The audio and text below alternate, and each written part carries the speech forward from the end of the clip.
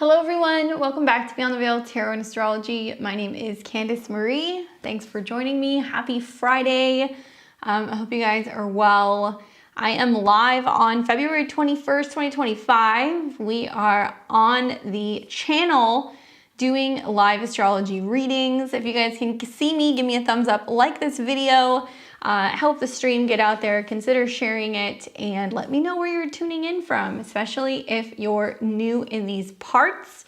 We're here every Tuesday, Thursday, Friday, and Sunday, incorporating tarot as well as Western astrology to make sense of what's going on in the cosmos. How's everybody doing? I'm excited to chat with you guys. We've got lots of people who are already in the queue. So if you're wondering if I have your name, look right up there. Your name's up there. That means I gotcha. We had a person or two kind of get in the last minute. So I've got most of you. Let's see who's here so I can say hi to everybody. What's up, Lissa, Emma? What's up, Natalie, Liz, all things astrology, Morena. I've got you. I added you because you're a member. Thanks, Tiana. Nice to see you here. What's up, Capucin Queen? Kadia? Okay, what's going on, guys? If you want to get in, you can get in. Here's how it works. Scan the QR code. If you scan this QR code, it's going to take you to my PayPal. We are doing astrology readings. So if you have questions about this up and coming new moon in Pisces, we're kind of like on a weird schedule right now because the lunar cycle is kind of not hanging out around the weekends, but we do have this up and coming Pisces new moon. If you got a question about Venus retrogrades, eclipses, natal aspects, we also do synastry. We are taking readings by donation, or you can actually join my level 3 memberships. You can support me as a full-time content creator. You also get a shout out from me at the beginning of the month, and we take our level 3 members first, so you don't have to wait in line. You can get your reading once a month, tarot or astrology. Sign up today if you guys want to do that through YouTube. You can do that, I think, in the chat, or you can go to my page and you can go and check out my community tab. We are charging $55 US if you have a question about a natal aspect, timing, or transit. We also do synastry as well. Please, please, please. It makes it so much easier for me. In the memo box, when you go to make your purchase, make sure you put your time, exact time, date, and location of your birth along with the question that you have, and I'll be pulling your chart up live on the channel. We're all gonna hang out, we're gonna chit chat, and hopefully I can give you guys some insights into your questions. What's up, Red Druidess? Thank you, what's going on? What's up, everybody? Deanna's back. We take PayPal, so you can scan the QR code, or the link is above, it's pinned in the comments. In the chat, we also take super chat. So if you guys want to do super chat, you can do that directly through, directly through the YouTube. All right, cool. So Candace, I'm a member, but I'm not in the queue. It's because I added everybody before we got on the live, and once we got on the live, I saw you, but I do have you in the queue, don't worry. So if you guys want to cash in on your membership for February, this is going to be the last astrology reading for the memberships for February. Next week, we're going to be doing tarot. So pretty cool to kind of see the week kind of continue on. And what a great time to join memberships, knowing that we have a lunar eclipse in Virgo next month, a solar eclipse in Aries. We've got a Venus retrograde, Mercury retrograde, Neptune's changing signs. Holy cow. The next like 3 months or so, we're going to be high adventure. So definitely a good idea to have an astrologer on the line for you guys. Anyway, you guys want to see more about me and my work, click the links below. You can head over to my website at beyondtheveiltarot.com. I teach astrology. I've got an astrology 101 beginners course. I've got also a 201. They are over like 18 hours of content, pre-recorded, study at your own pace. There is a test and a certificate at the end if you guys complete and if you pass.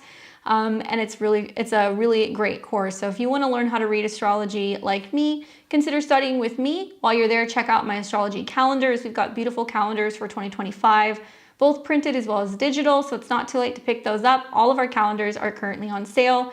I've got tarot tote bags, astrology zodiac mugs, all kinds of fun stuff. And we haven't sent anything out yet, but my Venus retrograde webinar is live. So I'll be talking about that more probably on Sunday to all of my Sunday crew, but it's over 3 hours long. all of my thoughts on the Venus retrograde in Aries and Pisces, what I'm expecting, what it means, and why it is such a significant turning point in relationships. Guys, it is a doozy.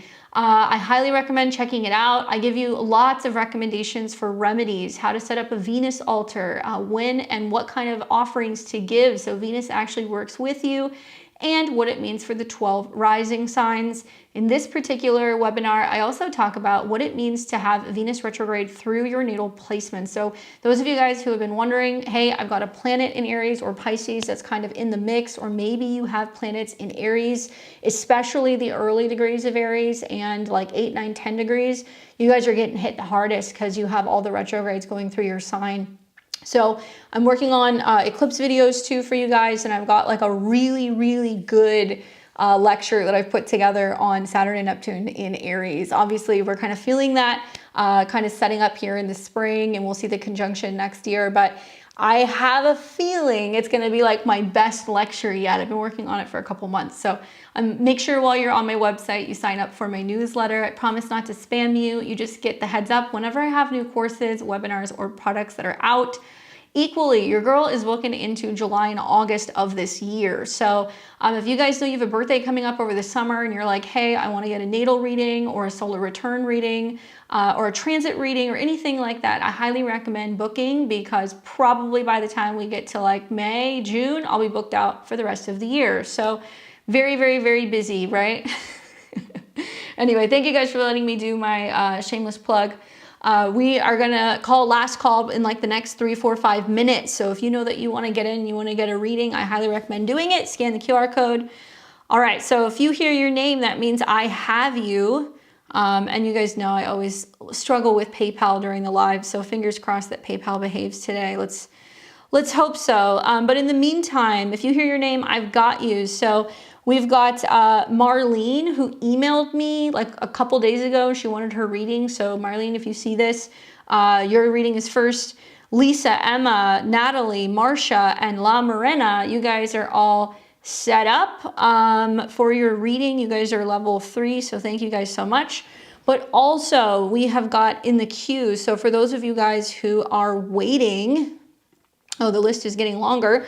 Paula, Lula, Zach, Heru, Sage Moon, Jennifer with RCH, Tiana. We've got Lissa, Dante, Margaret, and Yolette. So if you hear your name, that means I have gotten your payment. You're in the queue. You don't need to like panic to send anything. And I will probably break at some point during the end and add the last couple of charts that we still have to get. David's in the chat reminding everybody, smash those like buttons. Especially if this is your first time here, please subscribe to the channel, click the bell button below so that way you're alerted as to when we have new videos. I've had some comments lately with some people telling me I've been subscribed to your channel and suddenly I'm unsubscribed or I'm not getting alerts. So if you usually see my videos, double check, make sure you're subscribed, pretty please. I would appreciate it. And we're going to get going. We're going to start with our level 3 people first. So Marlene, Lissa, and Emma, you guys are all on deck. And your readings will be coming up shortly. So let's go ahead and start with Marlene. I don't think she's here, but I know that she's got a specific question. So Marlene sent me an email. She says, hey, I'm level 3, want to cash in for my reading. May 11th, 87, and that was at 1:26 a.m. in Rochester, New York, or Portchester, New York, excuse me, Portchester. Katya, did you sign up for a reading? Oh, I don't see my name either. We'll get around to me. So if you want to cash in on your reading, just send me your question. I'll add you to my list. Okay. All right, so with that being said, we are going to be taking a look at this question for Marlene. It said Marlene and then it said Alex, so I'm not sure if it's for like a friend or a family member, but okay, Portchester, New York. So you're an Aquarius rising with a sun in Taurus and you got your moon in Libra. And Alex says, I have a medical surgery coming up for upper airway surgery and it's set for March 4th, 2025. I'm curious how it will go in regards to healing and recovery and how it will go in regards to this and returning back to work. Thank you so much. All right, so a couple things. Full disclosure, not a medical professional. I have to put that out there. And also, 99% of the time when I have somebody who says, hey, I've already got something scheduled, I've already got a surgery or a medical kind of procedure or something that I have planned, it's usually not good. And the reason being is because when we're looking at it from the perspective of your chart, an astrologer is going to look for the best day. When your 8th house ruler of surgery is in the best place, when your chart ruler is being nicely aspected, sometimes, I mean, not sometimes, always also looking at progressions and other things. So, you know, just keep that in mind. And obviously time is kind of the essence because you've got this planned for the 4th. One thing I would say that is at least working in your favor is that you are going to have Mars direct. So Mars will no longer be retrograde. Mars rules cutting and anything to do with surgery. So, you know, as a general rule of thumb as an astrologer, I never ever recommend any surgical procedures during a Mars retrograde, unless it's like you're born with Mars retrograde natally, there's some good aspects, maybe there would be a rule for that, but very rarely do I do that. With that being said, Mars is still in shadow, okay? So this basically means that some of the effects of the Mars retrograde is still gonna be playing out still for, you know, a month or even more down the road. As an Aquarius rising, you've had Mars retrograde in your 6th house. It actually started right on the cusp of your 7th of relationships, and it's retrograded through your 6th. So there's clearly been some need to reevaluate, rework things revolving around your health, particularly maybe there's been fluid issues in the sign of Cancer. Maybe there's been, you know, immune system issues, obviously with Saturn and Pisces, breathing issues. I'm a Placidus user through and through. So I do not use whole sign when I do my one-on-one readings or my live readings. I know that confuses a lot of people, but I find that Placidus is a lot more accurate. But with a whole sign chart, right? If this were a whole sign chart, Aries would rule your 3rd house, which is the lungs. So having Mars retrograde in your 6th house is saying, okay, I'm going back, correcting something. I've had some health issues coming up revolving around lungs or anything with breathing. Okay, so got that out of the way. Something that is interesting is that you are going to be having Venus turn retrograde. And it's just short of your North Node in the sign of Aries. So we've got a solar eclipse in Aries at the end of March. We've got a Mercury retrograde in Aries in mid-March. We've got a Venus retrograde in Aries, all around the same degrees. And it's very, very, very close to your natal North Node. Okay, so any of you guys born in like spring of '87, this is going to be a pretty prominent period for you just because of your guys' North Node. In your 2nd house, this is the physical disposition of the body. So some could say, well, it's about how the body physically feels. It's going to be also, I think, connected to vitality because it's in Aries. You've also got the 2nd house, which is going to be about money and resources. So I'm going to go out on a limb here. You get surgery, you're not working, you're taking a little bit of time off, right? So there could be that lack of income and things kind of coming in. What's working in your favor is that as Venus is retrograding, it's going to, you know, obviously be a benefic. She's not happy in Aries, but it's a positive planet. And Venus is associated in your chart with your Placidus 3rd house of the lungs. It could also be connected to like communication, your siblings, maybe being home more. And Venus is going to retrograde and it's going to come back into conjunction with Saturn, which is your chart ruler. So I think in your case, it can be actually promoting health. It can be bringing you more stability. It can be bringing you maybe, okay, a little time home, a little off of work. But sometimes retrogrades can delay things, right? So it's like, well, it might take a little bit of time to feel better. You're going to have a Mercury cazimi. You're going to have a Sun-Venus cazimi with, you know, with Venus. And then Venus is going to drop back down into Pisces, and it's going to come back into conjunction with Saturn. So this is your traditional ruler. And you're going to see this closer to the beginning of April. So why am I going on and on about all these dates? Because it's possible that even if you're getting the surgery at the beginning of March, that probably up until the time that Venus is conjunct Saturn, so it can be giving you some kind of renewed health, it's trining Mars in your house of health, you're looking at about a month to recover. Okay, that's kind of my thought process. The specific day that you're getting the surgery, on the 4th, you're going to be doing this when your 8th house ruler, so that deals with surgery, is at 2 degrees. Okay, so it's sextiling Pluto. All right, so that's working in your favor. This can be a good aspect for surgery.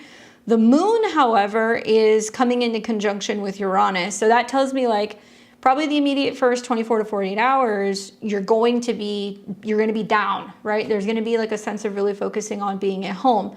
Sun is also coming into conjunction with Saturn a couple days later, which makes me feel like this is about people being attentive to you and helping you. And I don't know if this is like, you know, a romantic partner. That could be the sun connected to Leo. It could be, you know, a family member. But that's definitely pretty significant. And the moon is also exalted in Taurus, coming into conjunction with your natal Mercury, and that is going to trine the south node. So I'm wondering, like, over the last few weeks, with some of the retrograde shadows that have been coming up, has it been bringing up lung and breathing issues, and did it prompt you to go, okay, I got to do this? You know, I would just assume. Now, this particular year, you're in an annual perfection. You're 37 up until the spring of this year, so that's a Pisces-related year. So the retrogrades basically going into your whole sign second up until your birthday is going to be like, yeah, needing to get my body solid, needing to feel better. One thing I would just say to watch out for with like Mercury turning retrograde in the sign of Pisces, we're going to see a lot of people that are going to have weird drug interactions. You know, they may not respond well to certain medications. That we can see issues with infection. We can also see issues with like fluids. So you're going to want to watch, you know, do you have any of those problems? Because you're going to be in the shadow of that right around the time that you're getting the surgery. Down the road, like a couple weeks later, when we have, let's see, so when we see Mercury turn retrograde and Venus are retrograde together, I would be watching when they're coming into conjunction. And the reason why I say this is because all of this Aries is ruled by Mars, okay? Mars in Cancer. So Mars is not happy when it's in this sign. It gets kind of crabby and it can be kind of moody and emotional. There can also be some challenges revolving around physical fitness. You might be feeling like, hey, I'm not up and ready to kind of bounce back physically yet or to be working. It could also indicate there's some changes to your routine or some changes to your diet. Obviously also like healing, focusing on healing. Like Mars actually likes being in the 6th house. It just needs to have something to do. Watch for inflammation or any issues revolving around, obviously, like if you're noticing, you know, breathing problems or any kind of pain or anything associated with breathing, that would be what I would watch for with some retrogrades in my 3rd house. Maybe trying to kind of do anti-inflammatory, you know, type diet and anything that's going to help you heal. And just know that with, you know, planets retrograde, we can see a little bit of a delay before you're feeling like, wow, okay, I can get out there. I can be kind of working out again. But my thought on this is probably closer to right around the beginning of April, you're going to be bouncing back. So not terrible aspects. Definitely could have, or I would have personally maybe picked some other dates. But, you know, if this is something that you got to do, you got to do it. Uranus is also in conjunction to your Mercury. And I think that's actually really what's bringing this up, is that Uranus is your modern day ruler. It's sudden, unexpected, shocking related things. Mercury can be the lungs. It's also connected to your 8th house of surgery. So hopefully that was giving you some insight as to how to navigate this time, sending you lots of good thoughts while you get your surgery, and definitely circle back and let me know what happens. Readings are now closed. You got to be quick. You got to be quick. All right, so we're going to be now looking at Lissa, and then Emma, and then Natalie. What's up, Lissa? Lissa, October 12th, 75. Let me scroll up and see your question here. Oh, no, wait. Is that the right Lissa? No, that's not the right Lissa. That's Liz. Sorry. Wrong person. There we go. Lissa. January 14th, 75. Lisa says, hey Candace, cashing in. I may not make the live energies surrounding challenging how to work with them. There's an X on and off. Back again. Why do I feel like that's going to be a theme? Quite a bit of a theme for the better part of the next couple of weeks. Mercury and Venus retrograde is pretty notorious for that. I would assume that, you know, the X thing is both a combination of Pluto creeping up on your 7th, where there is going to be some kind of like, you know, dealing with the past, right? Pluto's connected to your whole sign 4th, and like the passion and the intensity in the back and the 4th. And, since December, Mars has been retrograde in your sign. And at the beginning of December, we also saw this kind of in January. There's been some Pluto oppositions with Mars. So there's a lot of like, do I want it? Do I not? Am I kind of going into hermit mode? Are they going to change? What are we doing? And then your modern day ruler, for relationships is Uranus. Uranus isn't really doing anything, but certainly Saturn is going to be going back and forth and doing some stuff. Throughout the kind of end of March into April, you're going to see Venus meeting with Saturn several times. And so I would say for any, Cancer rising, Leo rising chart, this is going to be a back and forth revolving around karma and relationships, because Venus is kind of meeting with your 7th house Lord. I think that it depends on their astrology, but I could see how the Venus retrograde going back and forth over Neptune and Saturn with Mercury is a lot of being like, do I feel safe with this person, right? And the 8th house could be other things. This is psychological changes. This could be tax stuff. This could be about budgeting and financing, dealing with debt and loans. But in the perspective of relationships, I definitely would say that's going to be a topic. And it's also going to be about having more clarity, because Pisces isn't clear.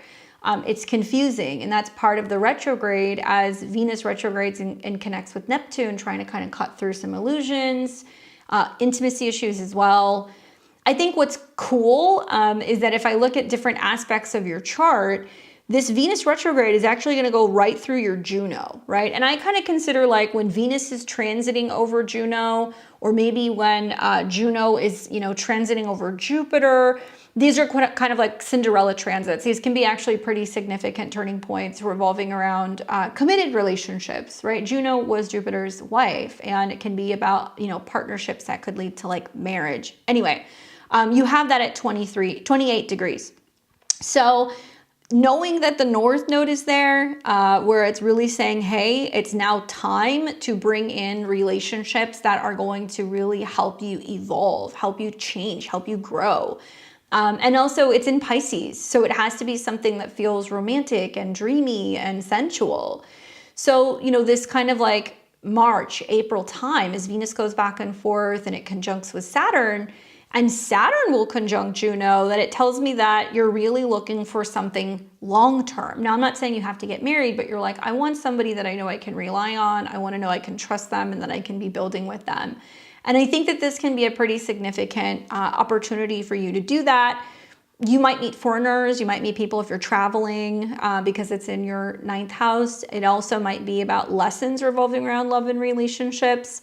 And then the next phase that I would look at will be when Mars comes back into Leo in April and it starts opposing Pluto again. Okay, so we've seen this several times. Once at the beginning of 2025 in January in Leo and Aquarius. Another time we saw that was in Capricorn and Cancer. I kind of feel like the theme for Leo risings, with like having had a Mercury retrograde and now you're having a Mars retrograde, is a lot of like, what's best for me? What do I want? Especially because Leo is they can be very self-focused, and rightfully so. They're a fire sign. And with Mars going back and forth on your ascendant, there can be this sense of not being too readily available, or like feeling partners out, and like not being able to see like what their agenda is, or how things are going to go. So you're kind of taking it slow. So I do think that, specifically, I would be really focused on what's happening up until the end of April, both because that'll be the final Mars-Pluto opposition to show you if whether or not somebody has changed or evolved enough to move forward with them, and if there's going to be some power struggles or not. While this is happening, it's also squaring your natal Uranus. So it's basically saying like, we have to get out of the past. We have to get out of past habits. We have to not be afraid of making changes, whether that's emotionally or in terms of home dynamics. And I think that's an important piece of the puzzle, especially knowing that in the next few years, you're going to have Pluto come into your 7th house. It's going to dance with Mercury and Venus. Still a few years down the road, but still, I think that I would, if I had this chart and if I had the knowledge that that transit was coming, I would be very cautious and very selective about who I let in, Because Pluto squaring Uranus right now means that they need to make the necessary emotional changes, home changes, career changes to be able to facilitate being a team player and being a part of a relationship. And you want relationships that are going to be powerful and very much connected moving forward.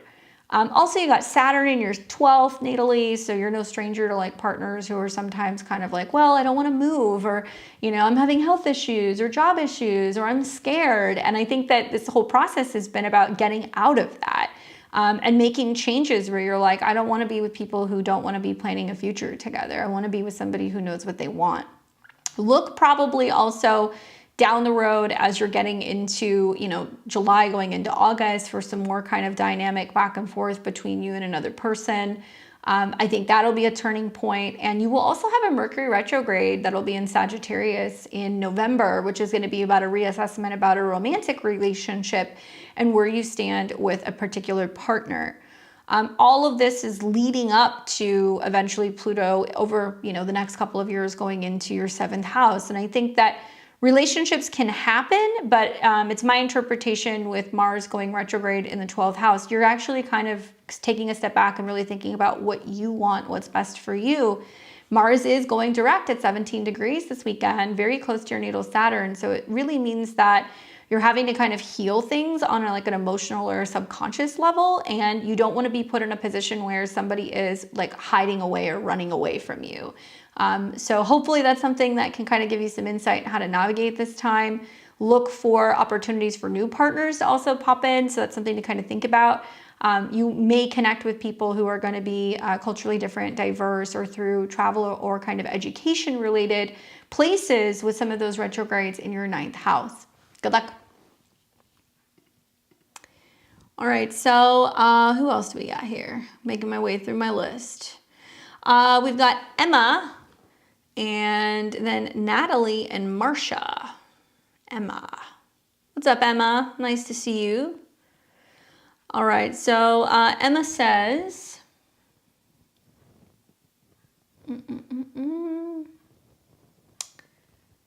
where'd she go? There she is. Hey, Candace, cashing in on my monthly, March 18th, 76. I'm interested to understand the key themes of the new moon and how I can leverage this energy. All right, well, let's figure it out. Let's take a look at this new moon. And for those of you guys who, nope, that's a full moon. For those of you guys who haven't seen the new moon video, it's out. So if you guys want to watch it, check it out. So Emma's got a new moon on February 27th. This is going to be in Pisces at 9 degrees. Okay, so this basically represents, with a new moon, a fresh start. What I like about this new moon, just in general, before I get into your chart, is that it's at a 9. So this is promoting growth, opportunity to learn, travel, expand, especially emotionally, or your beliefs or your kind of visions for the future. Okay. It also squares Jupiter. So it does make us feel like, ooh, we got to kind of like get out of our comfort zone, or we need to like not just be daydreaming. We need to be doing, we need to be communicating, we need to be sharing, all that stuff. So the new moon is going to be actually smack dab in between your Venus, okay, how you love, beauty, abundance, also resources, self-esteem. Obviously it's in the 3rd house. So it's like writing love letters, right? Speaking kindly to yourself and to others. It could be about setting new intentions revolving around what you'd like to learn. It could also be touching on, you know, oh, I need to, you know, plan a trip. I need to launch a website. I need to sign a contract. That kind of stuff gets kind of, you know, put into the 3rd house junk drawer. Obviously new moons play out over about 6 months. So you will actually see this particular new moon turn into what will be a full moon lunar eclipse in 6 months time. And that's why I encourage everybody to manifest with this new moon. You guys have to manifest. And the crazy thing is that some of the things that we're asking for, we might think that it's too big. It's not possible. I'm not capable, right? Like I could never imagine myself doing these things because it is at a 9. So it's got that Saggy energy and it does square Jupiter. So it almost feels like our emotions also are going to be very, very sensitive. We're going to be almost like more empathic and absorbing things. Squaring Jupiter and Gemini at a 12, so it's spiritual. write things down. Like, this is a new moon where I would write down all of my intentions. I would fold it up and put it under my pillow, because that writing aspect of Jupiter and what you're manifesting and praying for, and then Pisces is obviously sleep, right? And it sounds crazy, but it might work. This is also a new moon that I would say I would create a vision board, right? Especially in your third house. This could be, maybe you create a vision board digitally and you put it on your cell phone, right? Gadgets, you put it on your desktop or on your computer screen or somewhere that you're going to see it all the time if you want to manually do it. If you are wanting to get a new car or vehicle, right? It's very close to Venus, so it could be about a luxury purchase. It's also very close to Mercury, so this could also be about making changes to your health habits and your routine, but we're approaching it in an intuitive way, Pisces. So it's like, well, what do I feel like I should be doing when it comes to work, when it comes to my schedule, when it comes to my health? And obviously it's dancing very nicely with all the Scorpio you have up here. So it's also tapping into the 11th house, which is like your goals, right? How you want to make money that's derivative from your career, second house to the 10th. It is also a very social house. So let's say you want to make an announcement, or you want to send out an invitation, or you want to get together with a group of friends. You could do that with this new moon also. It's going to be making a wide trine, but it's making a trine to transit Mars in your 7th. So to me, this looks like very social. Talking to people about how you're feeling. It could be about reconnecting with friends, getting out there and dating, maybe planning to do some stuff locally or kind of around town. And I think that it's good for kind of navigating your schedule, like I said, in a much more intuitive way. That's how I would use this. Now check this out. In 6 months' time, this will manifest. It'll manifest. It'll turn into what will be a full moon lunar eclipse in Pisces. And if you guys haven't already looked at some of the lunar transits in 2025, all of the eclipses that are in Pisces are lunar eclipses. So we've got big emotions, lunar eclipse, full moon on steroids, North Node, which is like fated destiny, karma, and also like Saturn is in and out of that sign. So obviously there's going to be like major emotional and like spiritual, psychological, unexpected changes.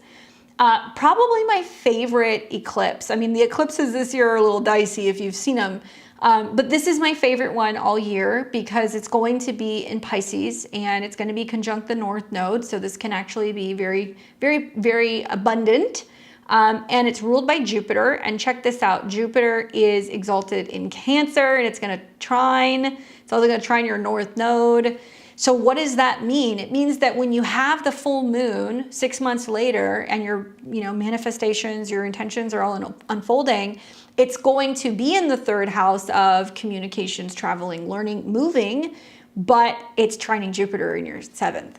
So let's say you start a website, right? 6 months later, you'll have a lot more clients. You'll have a lot more transactions going on. You'll have a lot more sales. Let's say you decide you want to work with a therapist, right? And you do that during this new moon. Okay, 6 months later, you're going to feel like, wow, I'm actually really growing and learning and healing a lot having worked with this therapist. It could also mean that you're traveling with a partner in 6 months' time. You're moving. Something like that's going to happen. And it's being brought through positive growth and abundance with another person. So hopefully that's helpful in giving you some insight on how to kind of work with this new moon. Obviously, if you guys watch my videos, I always tell you not all new and full moons are created equally. What's going to make a new or a full moon good, right? And good and bad is all relative, but good is the aspects of the ruler. And also you always want to look 6 months ahead. What's going to be happening when it turns into a full moon? And if it's going to be an eclipse, it's going to be even bigger. But I think I would be definitely manifesting with this one, guys. Hope that helps, Emma. We've got Natalie, Marsha, and then La Morena. Let's see. What's up, Natalie? I've got you here September 18th, 88. And I just want to make sure this was the right info for you. Because I think you joined my memberships, but I had you on file. So just pop in and let me know if that's okay. All right, so if it is, I've got you here as a Pisces rising, Sun in Virgo, and your moon is in Sag. If you could put it in the chat, that's helpful. If you guys don't put it in the chat or you don't put it on PayPal, it's hard for me because I have like 3 different windows up while I'm doing the live. So I would appreciate it if you could put it in the chat. All right, so this is going to be for Natalie. Let's go back and look at her question. Natalie says, hey Candace, I'm a member now. Yay, I have someone who wanted to buy my car for what I wanted a year ago. When should I reach out to see if he wants to buy it, or when is a good time to sell my car? All right, well, let's take a look. So Venus rules your third house. So you said that they wanted to buy it a year ago, and now you want to sell it. And are you asking when is a good time to reach out to them, or are you asking me if I think that they're going to buy it? It's kind of funny that you're now thinking or rethinking about selling a car now that you have Venus getting ready to go retrograde. Venus rules your third house of vehicles, right? So to go back and be like, hey, do you want this? You know, kind of makes sense. Your natal Venus is in Leo, and it's in the 11th house. Mars is going to come into conjunction with Venus eventually down the road, and you're also going to see planets that are going to be going through your third house in the spring, but Mars rules your personal possessions. So there's like a combination of things happening all at one time. My eyes are on what's going on with your natal Mars. Mars retrograde. Do you have a tendency to like buy stuff and then be like, oh, I want to like return it, or I have this and I don't like it anymore. I want to make a change, especially at an 8. Wow. So there's been a couple people already that have planets, natal planets, like right in the line of fire of where some of this stuff is kind of coming up. Okay. Look at this transit. So Venus rules cars, Mars rules your possessions, and you're going to see Venus retrograde in conjunction with your Mars. So that's like, okay, now I can get rid of something. What do I want to get rid of? Let's see if somebody wants it. Probably you would want to be doing this, I would say, Mercury's not retrograde yet. You could do this around March 9th. And the reason being is the moon's approaching your Venus, so that's vehicles. It's trining Mars, your money. And it's also trining Venus retrograde, reaching out and connecting with somebody about a vehicle from the past. Okay, I've had my car for 7 years. Okay, this would be an okay day to do it on the 9th. But I got to tell you, like with Venus retrograde, Mercury in shadow, you know, there might be a little bit of a back and forth with another person, but this is definitely good communication, a decent communication day. Another option is you can wait until these planets are no longer retrograde, which is going to be a little bit, and you can wait until Mars gets back into Leo. And when these planets are no longer retrograde, and now we've got Venus coming back into Leo, Mercury is going to be in Leo, and there's a trine, you could try doing it there. So this is going to be closer to like May the 3rd. I wouldn't mess around with trying to sell something and going back and forth during the eclipse. I could see a lot of Pisces risings at the end of March with like a solar eclipse in Aries. That's like, oh, I want to get rid of something. That if you're trying to do that, there's going to be a lot of back and forth with somebody. Okay, so just full disclosure. So I like May the 3rd. I think also you could do something like when the moon is coming into a trine with Mars on your Venus. And it's also trining Venus, May the 13th. Do I think you can actually get rid of the car or sell the car? Yeah, I do. I do, actually. And just an idea, you know, even in the off chance that he decides he doesn't want to buy it, if that ends up happening. This solar eclipse that you're going to have right on top of your Mars, which is about personal possessions, and Venus is retrograde, tells me that maybe you check in with him, you go back and forth, hey, do you want it? You know, are you interested? And if he's not, then what you do is you go and you detail the car. Solar eclipse on your Mars. Go and detail the car. Venus is retrograde. Take photos of it, you know, make it look nice and spiffy, get it all ready. So if you do decide that when Venus is direct that you want to try to sell it, okay, then you can. And you could then do that anytime from about mid-April until Venus crosses your Mars. So mid-April to mid-May. I know I'm throwing a lot of times at you, but that's basically what I would do. But I think it's pretty obvious that with what's going on with your Mars, and also the fact that, you know, your natal Venus is in a trine to a lot of these retrogrades in the first, is like, okay, what can I do, or what can I change or rearrange, you know, to make it something that's going to be, I think, a little bit more marketable.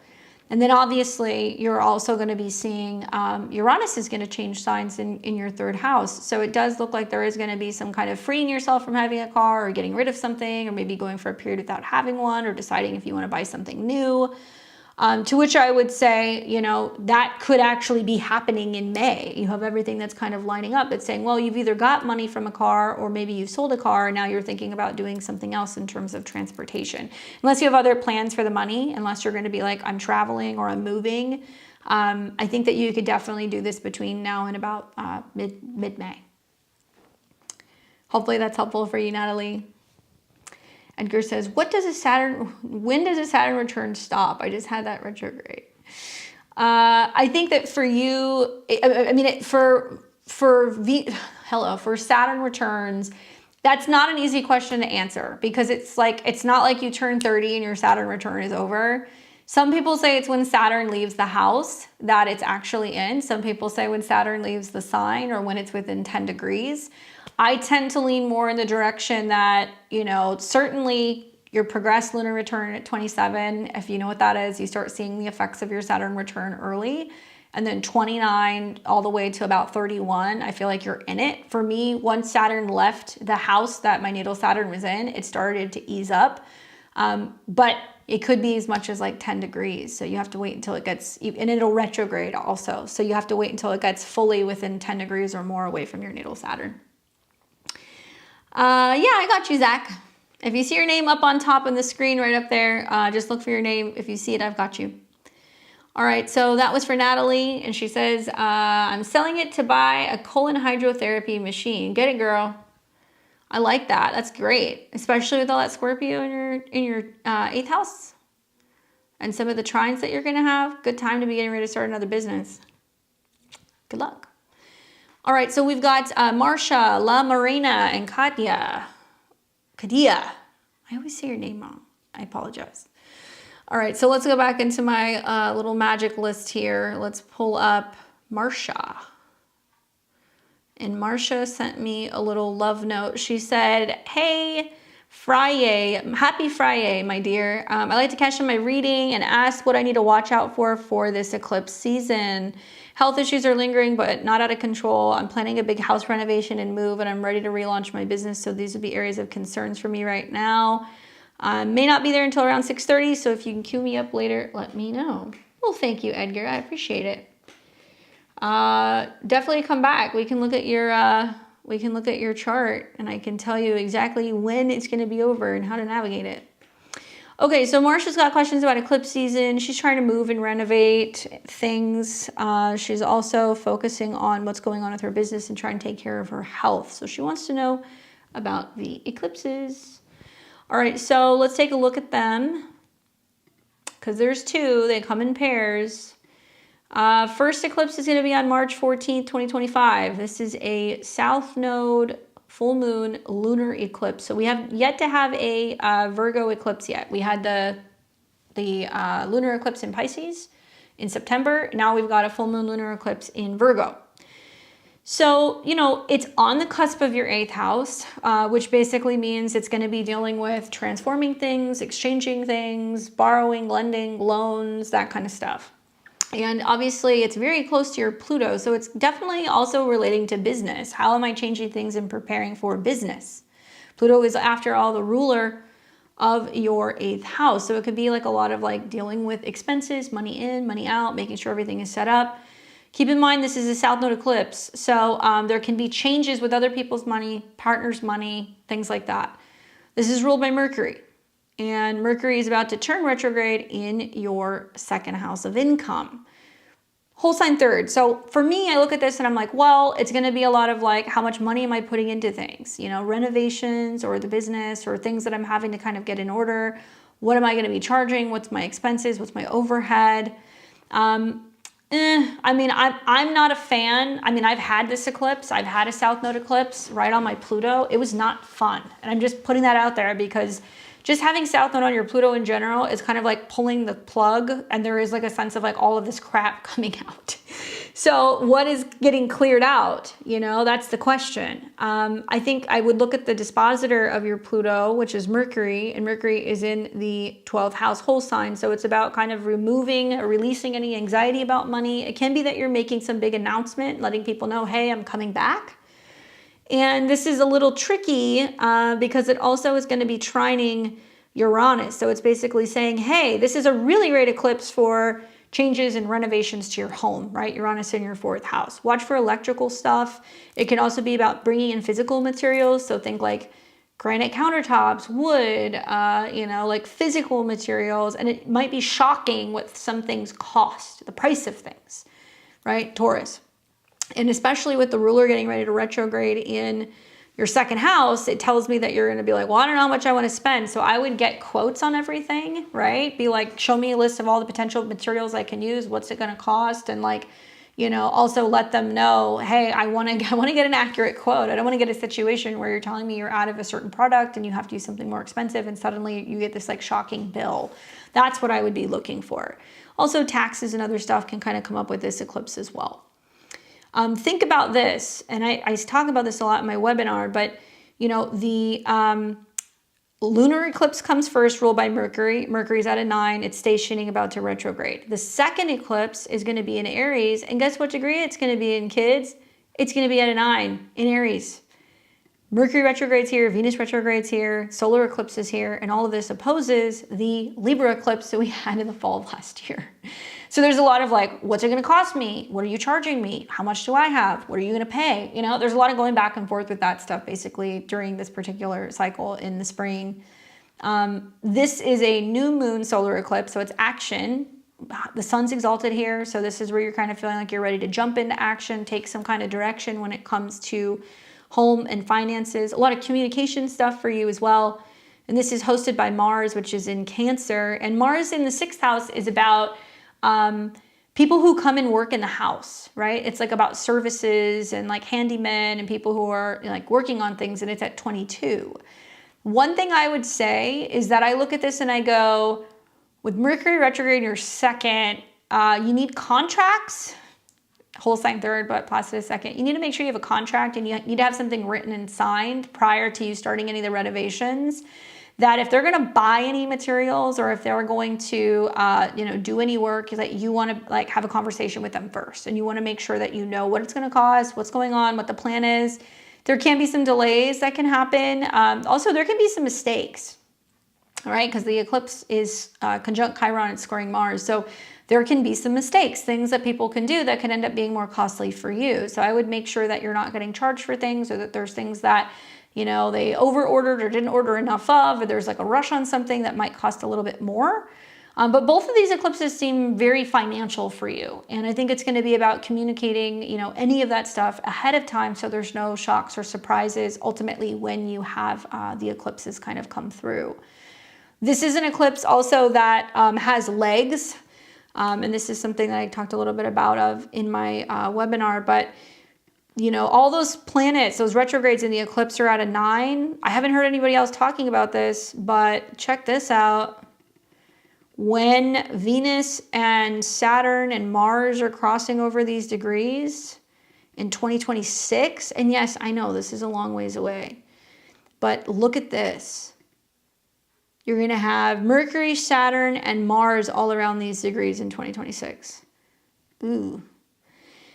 That tells me there could be some work that's done when you have the renovations that could ultimately have problems, and it's going to be more costly down the road, and you're going to be responsible for it. So I would also wonder, do they guarantee their work? You know, are they going to give you a several year kind of guarantee on the work? I would request that actually if you're going to be hiring somebody, because I would be not worried, but I would be pissed if you do all of this work and then a year later you're like, well, now I'm having to fix something. And it will be on you because it's Mars and Saturn and Mercury.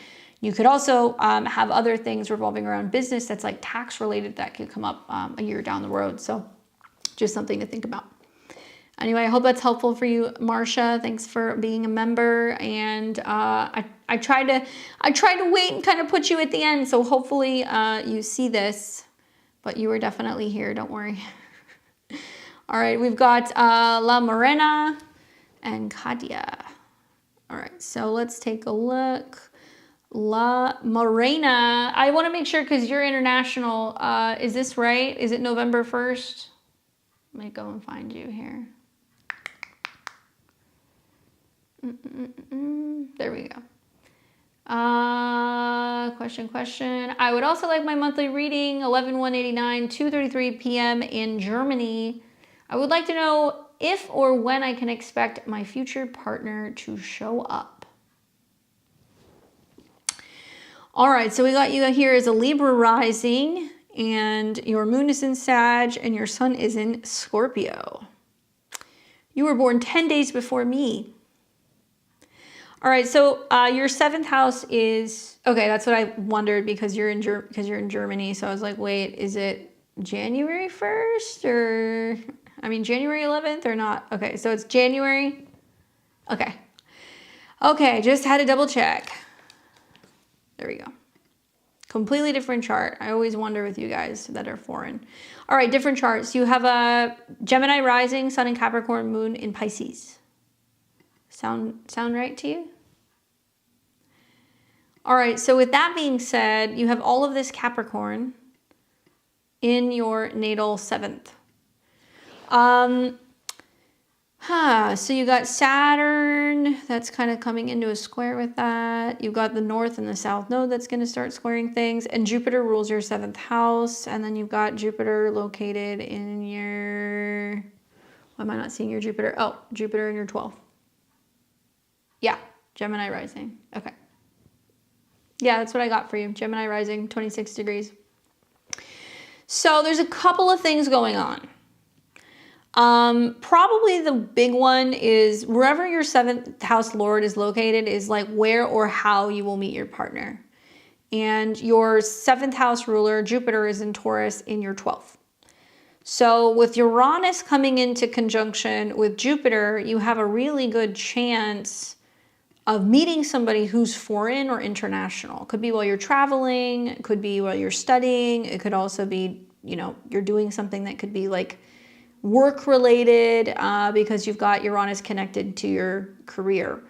So that would be basically between now and the better part of, let's say, end of May of 2025, okay? Especially right around end of May when your chart ruler is hitting Jupiter with Uranus, you could actually meet someone. The other thing that I'm looking at is where transit Jupiter is in the sky. And transit Jupiter is getting ready to cross your ascendant. So Jupiter doesn't perform as well in Gemini. Obviously, it's in its opposite sign. But having Jupiter on your ascendant definitely brings partners to you. And that's like a once in a 12-year transit. So that gets also pretty highlighted at the end of May. And you are Mercury, they are Jupiter. So I would be looking at the end of May and also like June 6th, 7th, and 8th as Mercury and Jupiter align. That's a really good transit for meeting someone. Capricorns, you're going to hear with Jupiter going into Cancer is going to be really positive because it's 7 houses away from your sign. So not only is it good for you as a Gemini rising, but it's also good for you as a Capricorn sun. So you got Jupiter in your 1st house. It's going to oppose your Venus, your Uranus, and your Saturn, and you might actually just attract somebody and bring somebody right in over the summer. Basically May, June into July, that's when this gets really highlighted in your chart.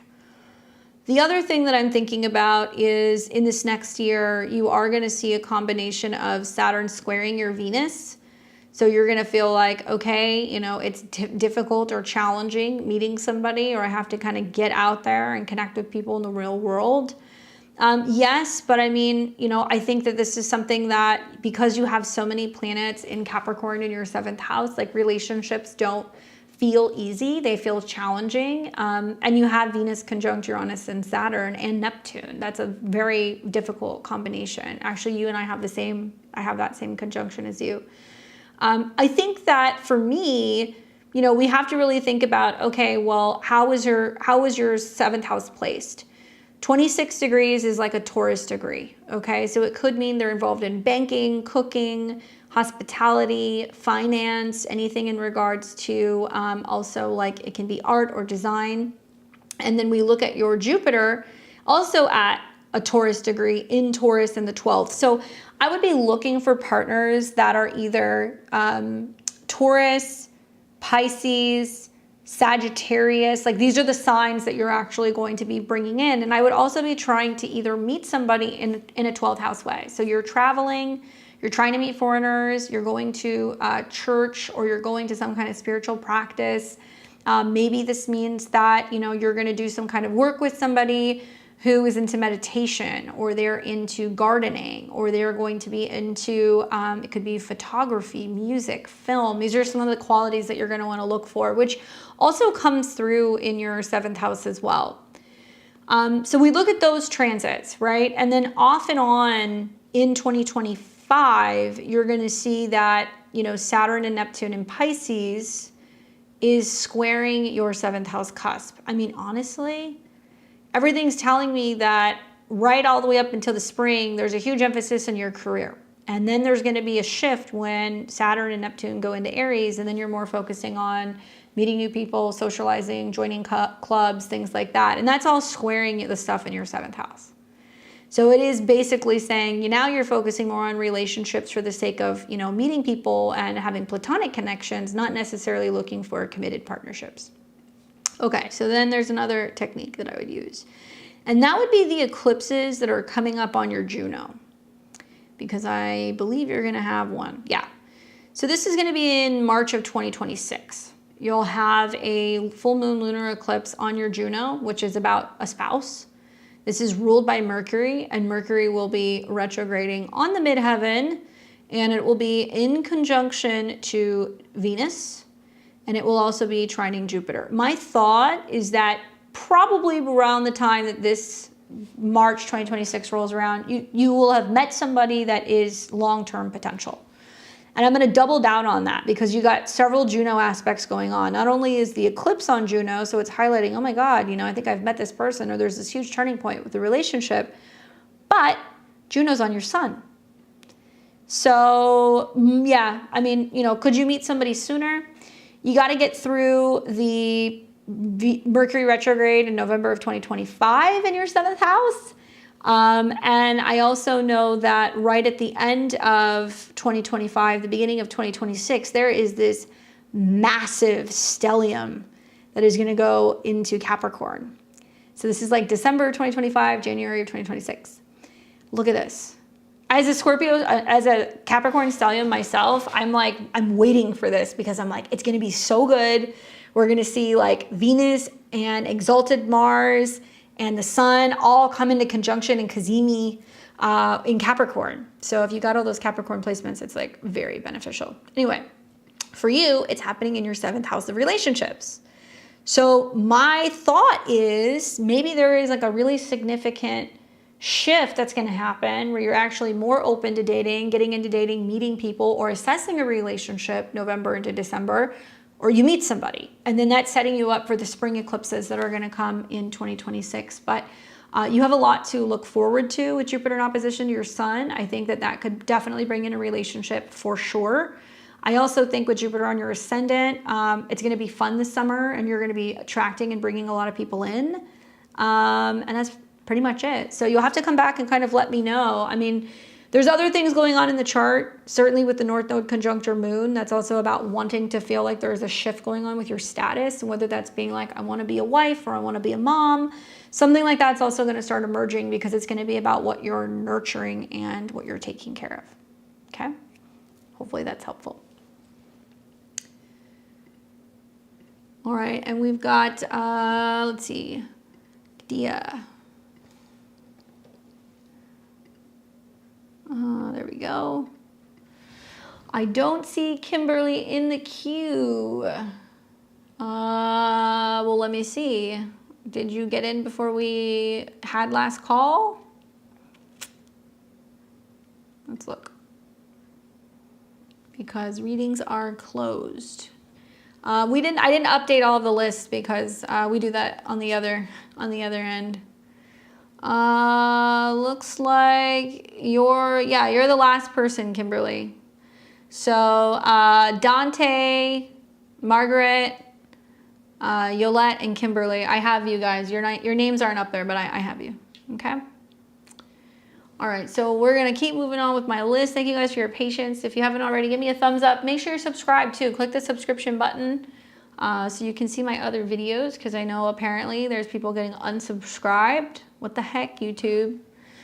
All right, so we're gonna take, all right, this question. Let me scroll back up here. There we go, Miss Gates. All right, I didn't hear my name, no problem. Let's see, where's your question? Did you send your question? Just trying to find it.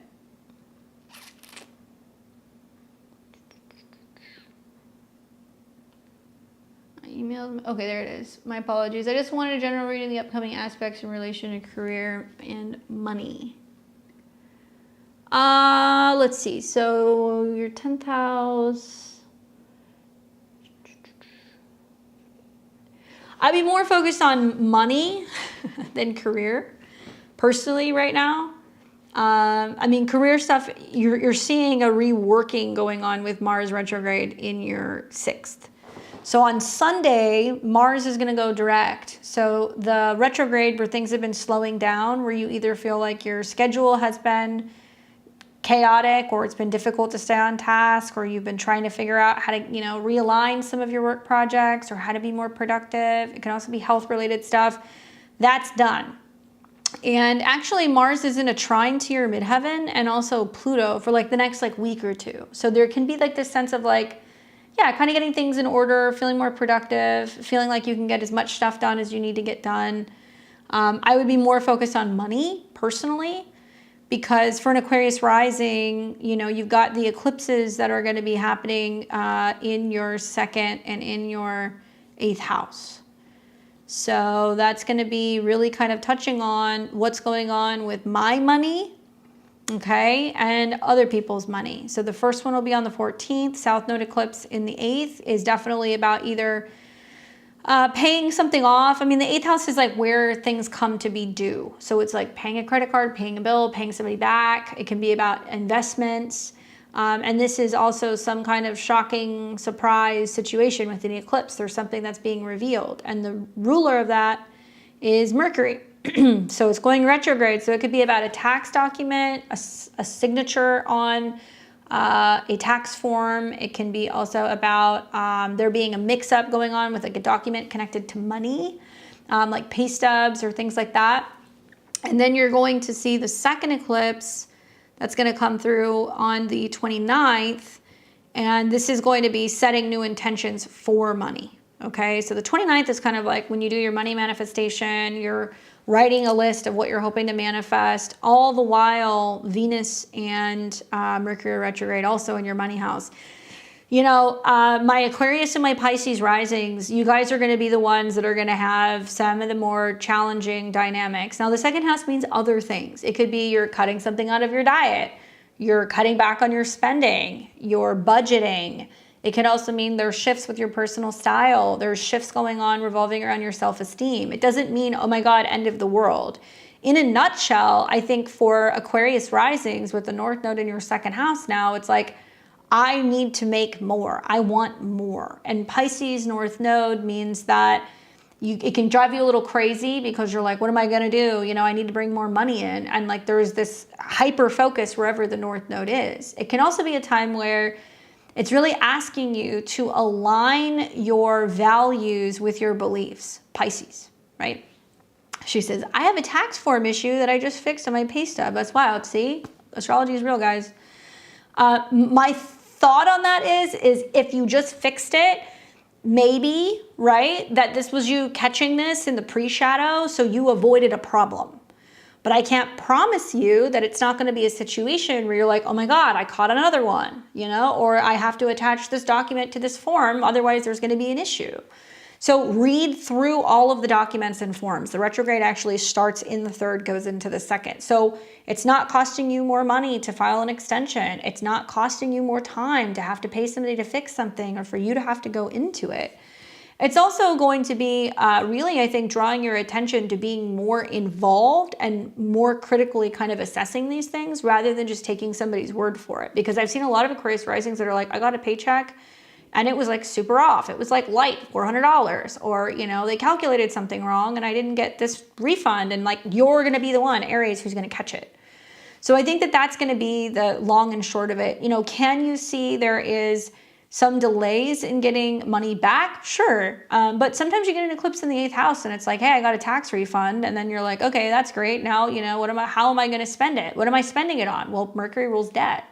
So it can mean that you do get money back and you're like, okay, well, now I'm going to go pay some of my bills off. One thing I would say is don't be making any hasty, expensive purchases, especially like computers, gadgets, cars, anything that's going to be jewelry related, anything that's going to be luxury or beauty related. There can also be things that go missing. Like I've seen a lot of Aquarius risings that are like, took my shorts to the laundromat, washed them, lost my wallet got stolen. That's very like Neptune in the 2nd house, you know, or there was a hole in my purse and I lost my checkbook. Money can go missing, especially in like strange and mysterious ways. So I would be looking for that stuff, and also just be careful whose advice you buy. There can be a sense of people trying to influence what you should be purchasing, what you should be investing your money in. And I would be like, no, I'm good. Like, just wait until Venus goes direct. But what's cool is that Saturn rules your chart, right? It's your co-ruler. And Venus is going to retrograde and come into conjunction with Saturn and the North Node. So actually, if something's meant to come back to you, if you're meant to have some kind of karmic repayment, if you're meant to have people pay you more compliments, you know, tip you, give you gifts, you know, or if there is opportunities for you to make money somehow through your home, Venus is connected to your home. I think a lot of Aquarius risings are going to find that there are things you can fix in your home that you can do yourself, right? So like refinishing, you know, furniture, or maybe painting walls or putting up wallpaper. Also, a lot of you guys have stuff you can sell that is valuable. So you might go through your closet and be like, I've got clothes, shoes, purses I can get rid of. I need some extra money. Boom, use the retrograde that way. It can also be a time where, you know, you're reconnecting maybe with some of your 3rd house people, a neighbor, right? Or it could be a sibling. So it could be a lot of things, but those of you guys ruled by Saturn, so Capricorn and Aquarius risings, I think this is actually a good transit for you because Venus is a benefic. She's bringing you something. Maybe for Pisces risings, maybe. It depends on how some of the other things play out, because not all the Pisces are going to like this transit, but the Saturn ruled charts definitely will. Right? That's how I've always used retrogrades connected to my 2nd and my 4th house, is I get rid of stuff. You know, it's my favorite thing to do, is like go through the house and be like, there's all this stuff that I don't need. I'm going to put it up on Facebook Marketplace. I'm going to sell it. And it's usually stuff that, like, you know, my husband's like, nobody's going to buy that. I'm like, they bought all this shit. People love to collect stuff. And then I have a chunk of cash and I'm like, great, now I can spend this on things that I do need, like labeling things, or, you know, like crates or things to like kind of organize. So maybe try that. I don't know. Hopefully that's helpful for you. Definitely let me know what happens, and good money, karma, and stuff your way. All right. And did we have another? Why do I feel like we had another one? What's up, Rosie? I feel like crazy. Did I have another level 3? Maybe, maybe not. I could have sworn I did, but now I don't remember. I'm losing my mind, guys. Too many crunching numbers. If there's another level 3 person that I forgot, please let me know. I just want to make sure I'm not forgetting anyone. Okay. With that being said, here's who else I have. Is that the stellium we talked about? Isn't it happening soon? Yeah, it is. It's already happening. All the planets are already there. So you can start doing that now if you want. Retrogrades are a good time to get rid of things, actually. So you could do that. All right. Next I've got Paula, Lula, and Zach.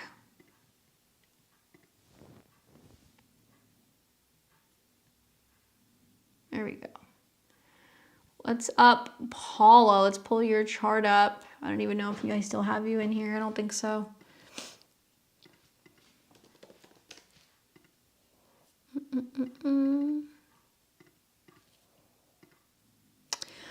All right.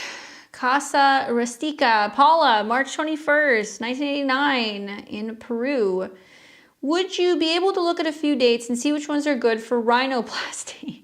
If I had $1 for every time I've been asked this over the last month, I would not be doing readings on the internet for money. It should be minor, cartilage being placed on the tip to strengthen it and more defined. Never gone under before, so nervous. Preferred date is June 17th in St. George, but other options are June 10th and 12th. Okay, let's take a look. June 17th. So the reason why I say that is because Aries is the face. It deals with like the sinuses, the brow bone, all that stuff, and like, you know, your forehead. So there's a lot of people that are like suddenly like, I gotta get my nose done. And I'm an Aries moon. I have to get, I do too. I have like, my septum is deviated on both sides and I keep putting it off. And I'm like, I have this feeling that if I get it done, my voice is going to completely change. I know that because I can only breathe out of one side of my nose, so I probably won't even sound like me. Anyway, Paula, let's talk about your dates here. So June 17th or the 10th or the 12th. Okay. And are these just the dates that are available, or did you pick these dates? Just wondering. 17th, 10th, or 12th. Okay. So we've got Mars and Pluto rule your chart. You've got a Sun-Jupiter conjunction in the 8th of surgery. You're going to have a square from the moon. So let's see. So this is going to be, I think you said 7 a.m. And that was St. George, Utah.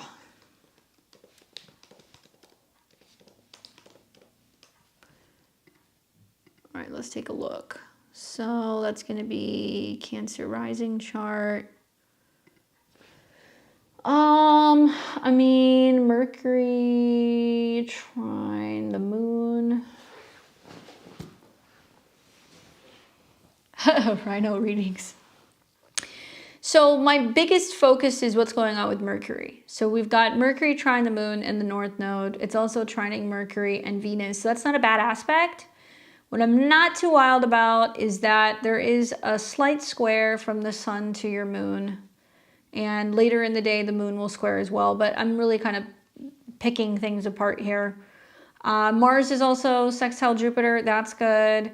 This is not a bad day if you want to do it. It looked like you gave me another couple dates here as well. So 10th, 12th. All right, let's look. 10th. Okay, that's a full moon. Mercury is conjunct Jupiter though. And it's going to square Saturn and Neptune. Let's see, Mars, square Uranus, no. No, 12th. Moon in opposition to Mercury. That's a fallen moon. Sun, square trine. Of all the days that you gave me, I like the day that you like the best. Okay, so that would be the June 17th. Just some food for thought. Like, I don't know if it's something that you absolutely have to do now, but I really like when Mars is in Scorpio. Mars in Virgo isn't necessarily bad either, but you are going to catch some squares to some stuff. So times that surgery is going to be better is going to be when Mercury and Mars are coming into conjunction and it's trining Saturn right on your Venus. So if it's like, well, I can do it whenever, you know, for anybody who's listening, you know, end of October is going to be some really good dates for surgery. Mercury, Mars, changing something, cutting something. You've got your chart ruler and that chart ruler on your ascendant. With the moon in Scorpio, I like the moon in Scorpio when people want to go and get surgery, or the moon in the 8th house. And this is all trining Saturn and your Venus. So I don't even know what day that is, but, you know, 22nd, 23rd, would be good dates. You can also do when Mars is exactly trine your Venus, and you could do like something with the moon, although Mercury is going to be in Sag, but And there's an opposition to Uranus, and then Mercury's going to turn retrograde. So that's really the only other dates that I can give you. So hopefully one of those is helpful, but the end of October is really great. And also those dates that I was mentioning in Capricorn too. So when all these planets go into Capricorn, because Mars is exalted here, it's sextiling your ascendant, sextiling Saturn, and trining Uranus, okay? But maybe like when Mercury pulls up. So this could also be like January 12th, 11th and 12th you could do. And you could also do right after the Capricorn new moon. Maybe let's get that moon conjunct your Mercury around January 22nd. Okay, these are good days as well. I don't know, maybe it's just me. I just know that like when Mercury and Mars are in Scorpio, it's going to be a much better time for surgery. But the date that you have is fine. Like it does work fine with that. You don't really you're far enough away from eclipses, from retrogrades, there's no harsh squares. But if you're like, yeah, I'll wait till October, it's going to be better. I've been eyeballing that because you only get Mars in Scorpio like every 2 years, you know? So I'm kind of like, how am I going to chop up my body in the fall? Anyway, hopefully that's helpful for you, Paula. Good luck with being able to get that nose situation taken care of. All right, we've got Lula. Let me pull your chart up. And then we have Zach, Heru, and Sage Moon. Thank you guys for your patience. I appreciate it.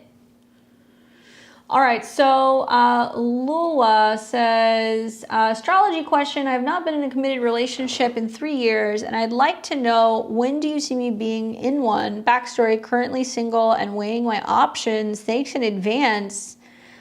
Date of birth, July 13th, 99, and I've got you here in Rifa. All right, so Taurus rising, sun in Cancer, moon in Cancer. Weighing your options, haven't been in a relationship for a couple years and you want to know, when is something going to happen? I love that you're asking these questions because, you know, a couple things going on in your chart. One, you just had a Juno return in your 7th house. So there's a lot of like, am I going to be in a relationship? Am I not? Is somebody coming? Equally, your natal 7th house relationship ruler, Mars, has been retrograde. P.S. Fun example also, your 7th house is your astrologer, and Mars is retrograding right over your moon. So it means you're literally having a conversation with somebody being like, when am I going to meet someone? Mars is going to go direct pretty soon on your moon. So that could also mean that you're feeling a little emotionally impatient. You're like, am I going to meet somebody? Am I not? Who do I want to talk to? Who do I want to cut from the team? There can also be like things that are actually starting to really move forward after Sunday when Mars goes direct, because it means that you might be feeling more incentivized to go out with somebody more, meet somebody new on an app, travel with somebody, you know, be having conversations about what the future holds. So you need to see a positive transit going on with Mars or Pluto for something to kind of manifest in a relationship. So obviously Pluto right now is going into your 10th house. It's sextiling Pluto, which is nice. So that's opening the door for opportunities. But Pluto is actually currently square your Scorpio Mars. How are you feeling with that? How are you feeling with that? That should make you a little frustrated about like timing or scheduling and like how much energy you have to put into trying to meet somebody, or who or what you're willing to make time for. And from a whole sign chart, Pluto in the 10th house, where you're transforming your career and your status, you're really focused on your professional life, and you're like, I don't have time to play games because it's squaring Pluto. So it's challenging, you know, it's squaring your Mars. It's challenging relationships because you're so focused on what's going on with your professional life or your future that you're like, yeah, I don't have time for games. Or people are being difficult or combative, like, I'm not playing games. I do think that there are certain cycles and times where relationships become more prominent, okay? So for example, you know, right now, because you're 25, you're in a Gemini year. So this is going to be more about money. It's going to be about resources, you know, things revolving around your values, even pleasure. You'll see relationship stuff kick up a little bit around 28 and then also around 30. Those are 2 years that are going to be more prominent just due to the annual perfections. Does that mean that you have to wait for somebody to come in? No, not necessarily, but my guess is that while you're going through a Pluto-Mars square where both of your chart rulers are kind of like combative, I think this may not be the year that you see like the relationship show up. I think you're going to see a lot more emphasis happening when there is an eclipse in your 5th around mid-March of this year. This might be a turning point where you're like, actually, I met somebody, I'd rather just be friends, or I'm not trying to settle down, you know, right now, especially because it's trining Uranus on your ascendant. To me, that screams that you need some kind of independence, or if there is something, you need something that's a little bit more casual and comfortable. And then down the road, when you see another eclipse in Virgo, here, there might be something that's being seeded because this eclipse in September of this year, you're having a Venus return and you're having a Juno return. So my money's on, okay, September, October, yeah, there could be something more that's kind of developing here. Then we're going to start to see Pluto and Mars come out of a square so relationships can improve. And then I think that most likely when you start seeing another planet coming into positive aspect, either with your Mars or your natal Pluto, you know, there's going to be a change in relationship status. Still South Node's going through your Venus, so, you know, that's going to be happening in 2026. Maybe when you see that there is, let's see, Mars crossing your ascendant, Jupiter coming into conjunction. Maybe Jupiter coming into conjunction also, but this is like down the road, you know, it's like probably right around here. When Jupiter and Mars are coming into conjunction, there's a big turning point in a relationship in the spring of 2027. And that's probably like moving in together or making a decision about your living situation and going back and forth. But for right now, you got to get through the Pluto-Mars square. And if, you know, unfortunately, if both of them rule your 7th, you're going to have some challenges, especially because it's aspecting other things in your charts. Like the more that I look at it, the more that I see. It's also squaring Jupiter, which is about a committed partnership or a husband. And it's opposing your Mercury. So it seems more kind of career and money focused this year. And I think, hey, with Mars getting ready to go direct, you might be a little bit more forward with people about what you want or what you're looking for. But I would say you're going to get to the fall and things will get better. And watch for like a reassessment of like relationships that are going to happen in November, because you're going to have a pretty prominent Mercury, Mars, like Venus thing here in November. Okay? Hopefully that's helpful in giving you some insight for like timing with relationships and when somebody's going to come through. But Mars-Pluto is not going to play games. So I think you're telling people like, hey, I'm not really looking to waste my time, you know? Hopefully that helps.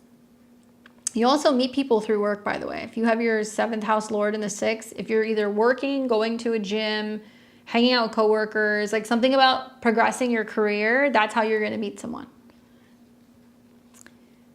All right, so we got Zach, and then we have Heru, Sage, Moon, and Jennifer.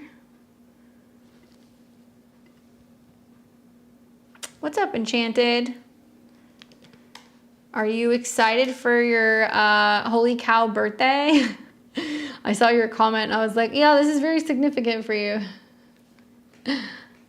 Well, thank you. I appreciate it. Thanks for joining. All right, Zach, he says, hey, Candace, I had a tarot reading with you last week about starting a career in web security, Web3 security, going in with studying and making this happen. Could you check out my chart and see if anything in particular stands out? Any transits I should keep an eye out for? Thank you, and congrats on hitting 40,000 subscribers. Well, thank you. I appreciate it. What's up, Dorothy? All right, so 8699. And this is in Pensacola, Florida. And I kind of laughed a little bit when I saw your chart. I just chuckled because I was like, wow, this is pretty bang on. My eyes went immediately to here.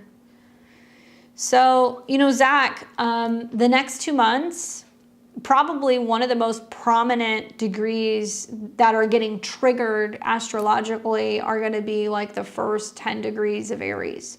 You know, 8, 9, 10 degrees is significant, and 0 degrees is significant. If anybody has any placements there, it's time to pay attention. Your career is your 10th house, right? This is your MC, so the tip-top part of your chart.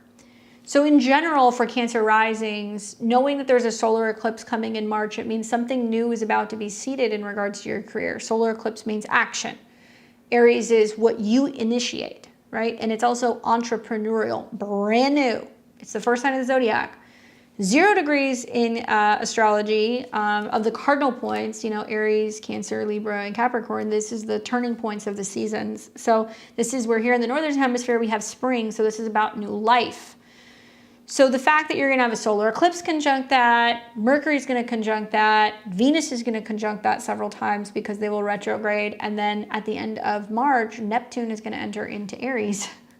Pretty damn important for you, I would say. And I think that the retrogrades kind of symbolize this whole like, okay, I'm going forward, you know, I'm not really sure how, or it's going to be a process and I need to take my time because you're in uncharted territory. That's literally what it means.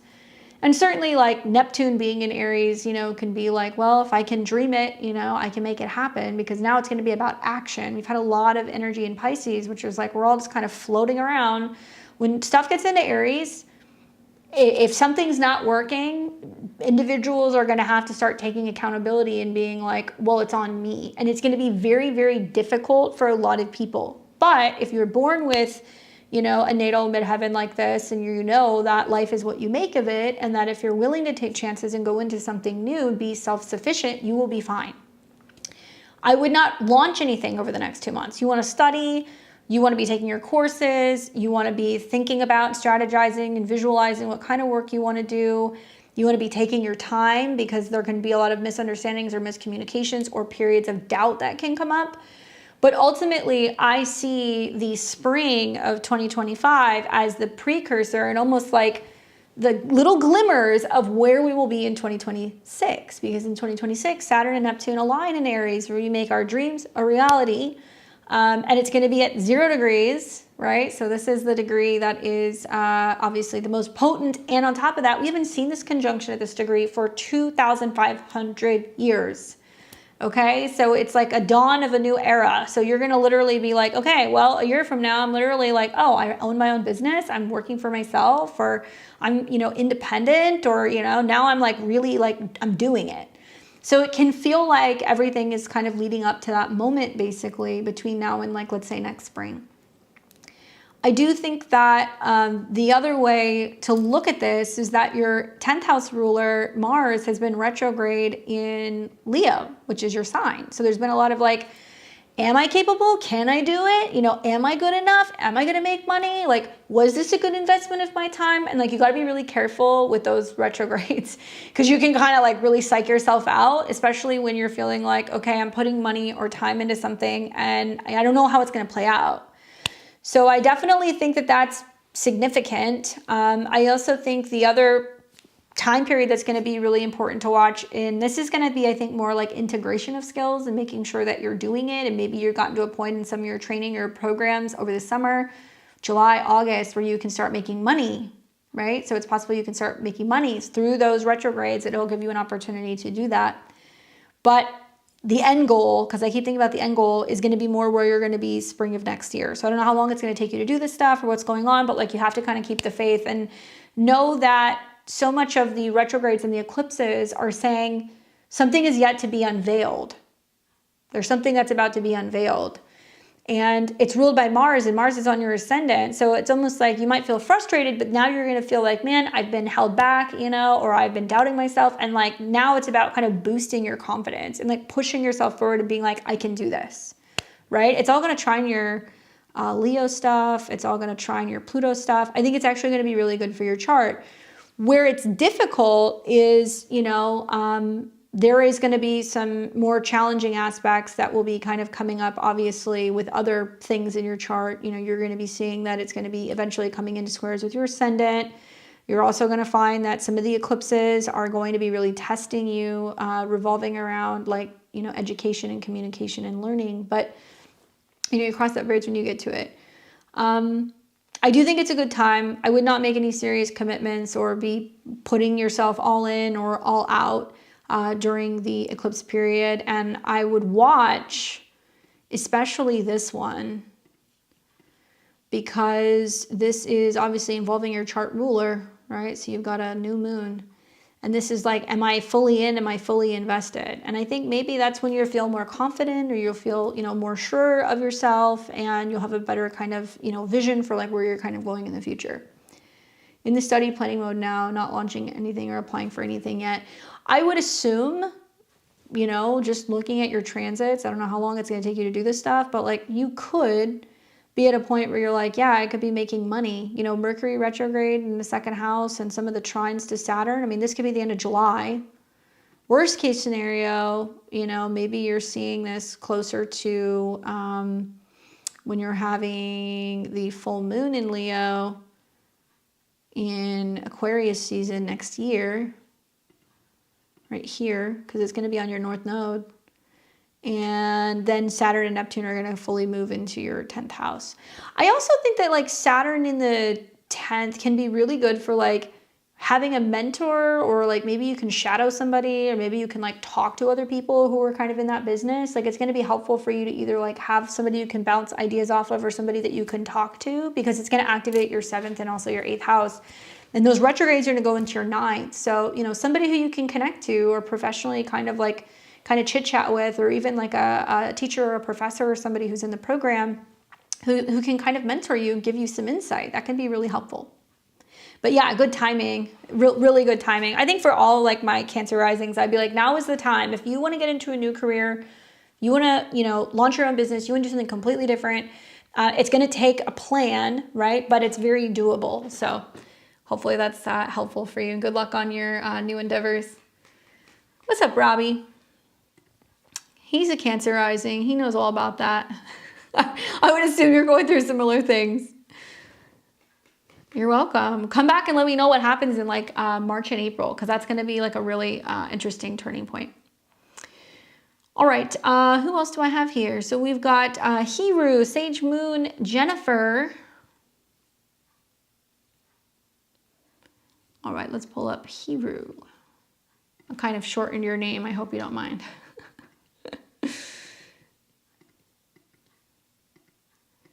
All right, July 15th, 94. Heru says, let's see, in Sri Lanka, what to expect for love in 2025? If I will find love, if so, when, where, any key dates or things to keep in mind? 10 years being together and 5 years of marriage fell apart. Is there anything beyond this point, please? Well, I'm sorry to hear that. It sounds like you might have been the victim of the Mars-Pluto opposition. Really difficult for a lot of Leo risings. Aquarius risings too, but it feels like a very like make or break situation for a lot of you. Just some food for thought, okay? Like I never like look at a chart and go like, oh, it was never going to work out, or, you were going to get divorced, or these things were going to happen to you, because I don't really feel like that's like good astrology. But I have found that relationships end in the 6th house, because it's 12th house to the 7th. And if you look at your 7th house ruler, marriage, both Neptune and Uranus are retrograde, which means that there was a potential, there was going to be something fracturing and kind of falling apart, and there was going to be some like relational issues with a spouse, and it opposes your sun, which is you, right? So, possibly it's been coming up more so recently because of the Mars retrograde, where Mars has been on your sun and you've been kind of alone or working through something or healing. And also it's caused a lot of changes, probably emotionally and in your home. And you're completing your Saturn's return. So you got like a double dose of like Saturn energy between Capricorn stuff in your 6th and then Saturn in your 7th. And it's at a 12, which is about things kind of like dissolving. I would look at this kind of from the perspective also of like Virgo rising. Like you are a Leo rising, but Virgo risings are experiencing eclipses in Pisces in their 7th house, Venus retrogrades, Mercury retrogrades.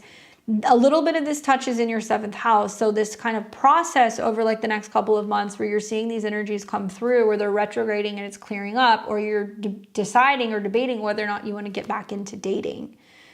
So because you've been in a relationship and you've been married, right? Something to think about is that kind of X's out the first relationship. The second relationship would be seen in the 9th house which is ruled by Mars. And Jupiter is around Mars right now. So it's saying like there is possibility for relationships. Jupiter is also trining your 7th house. So it's expanding the future of your career, but also meeting other people like out in the workspace or out in the real world. Your natal Uranus is in the 6th, so you can meet people through work or changes at work. And you've also had Uranus on your South Node, which could also be a major change in your status. So you're kind of getting it from every angle, girl. You know, you really are. Romance is going to be 5th house. So that's like Sagittarius, Jupiter energy. I do think what you will see, especially in the summer of this year, is like Jupiter going into your 11th house. You'll meet more people. You'll go out, you'll socialize, you know, you'll go to parties, you'll connect with others. And at some point, you know, during the Jupiter in Cancer cycle, it's going to oppose Jupiter and Uranus. So that can trigger, you know, meeting people or connecting with new people. Now, when you turn 30, okay, so you're in your annual perfection year 30 now, that is like a big relationship year. So this basically means that your time lord is Saturn. We'll look at Saturn, it's in the 8th. So that means that part of your relationship year up until your birthday this July is some major dissolving, change, or transformation of a relationship. 8th house is death and rebirth. Okay. Well, Venus is going to retrograde over that. Mercury is going to retrograde over that. I think this would be a really wonderful time if you have not already fully legally separated or financially separated to like wrap up all those loose ends, right? The next 2 or 3 months.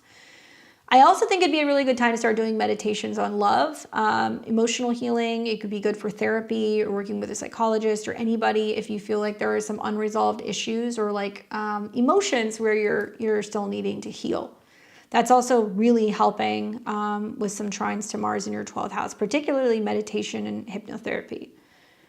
When a relationship comes in, we got to see something good happening with Saturn. So I feel like the 8th house is more about actually clearing out this last one. I mean, there could be a relationship. You could meet somebody the next 2 months, but it could be kind of messy in the 8th house, and there could be a lot of like secrets, and I don't really feel like it's very commitment oriented. However, down the road, when you start seeing other transits happening that are going to be, I think, more beneficial, like let's say Jupiter on your sun, Jupiter trine Saturn, you know, November of this year. There's definitely a pretty significant pattern of planets going into your 5th house of romance, which could be much better for dating. However, it's all squaring Saturn. So there is a sense of dating and kind of being around people, but it's like, well, but you know, do I feel safe? So transparency, vulnerability is going to be really important here. And then you're going to see another significant turning point, and this will be when you have an eclipse that is going to be on your north node or right around your north node in Saturn. So this will be September of this year. That can also be good for relationships. You know, it's going to trine Jupiter. I think that it's going to trine your sun. Maybe you feel like you've really overcome some of the challenges in relationships and now you're ready for love. And then you're kind of kicking things off. And I think you're going to be definitely dating and kind of getting out there and seeing people in November going into December. Down the road, North Node still has to hit your Saturn. And that's going to be happening for you at the end of the year, beginning of 2025. And then you're also going to be having eclipses that are going to be then taking place in your 7th house. So certainly like the beginning of 2026, things are really kind of kicking off with a solar eclipse in your 7th, obviously some squares to Uranus, but it looks like your status is going to be changing in some way. So focus on making sure you take the next 2 or 3 months to really fully heal. But I do see another relationship coming in. And I also think that with Saturn and Neptune going into your 9th house, that this could definitely be a significant turning point where you're like, yeah, I could see myself committing or getting married or being with somebody else again. But they're going to be very different. Aries tells me that they're going to be a little bit more action-oriented, maybe into fitness, maybe into travel. They're going to be very assertive. They could be younger. They could also be somebody who is somehow kind of connected to either military, physical wellness, maybe security, you know. I mean, that is 3rd house from your 7th. And you might meet them actually while they're traveling, and they may need to learn like another language. They might speak another language, or there might be like a language barrier between the two of you. So just watch for that. Anyway, I hope that that's helpful for you. I hope you're able to find some love again. I have a feeling I'm going to hear a lot about that for a lot of people for the next couple of weeks. So I've already been hearing it, but I'm getting ready for all of the Venus and Mercury retrograde stories.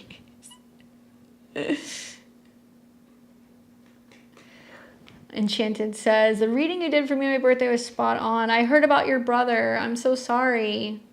And you did actually, I think the moon was like getting ready to go into your 5th house. And I was like, oh yeah, going to a casino, but it would be later that you might win. Yeah, I'm a total degenerate. When I lived in Vegas for like 2 or 3 years, and I would like look at the transits and be like, okay, when am I gonna go play the slot machines? And also there was like periods where I was like, we have to go bet on horses. This is when Jupiter was in Aries. I was like, we have to go bet on horses, and like I would look at the teams like charts and stuff. Probably things you should not do as an astrologer, but you know, I like to kind of push that envelope from time to time. All right, we've got Sage Moon, Jennifer, and Tiana. What's up, Sage Moon?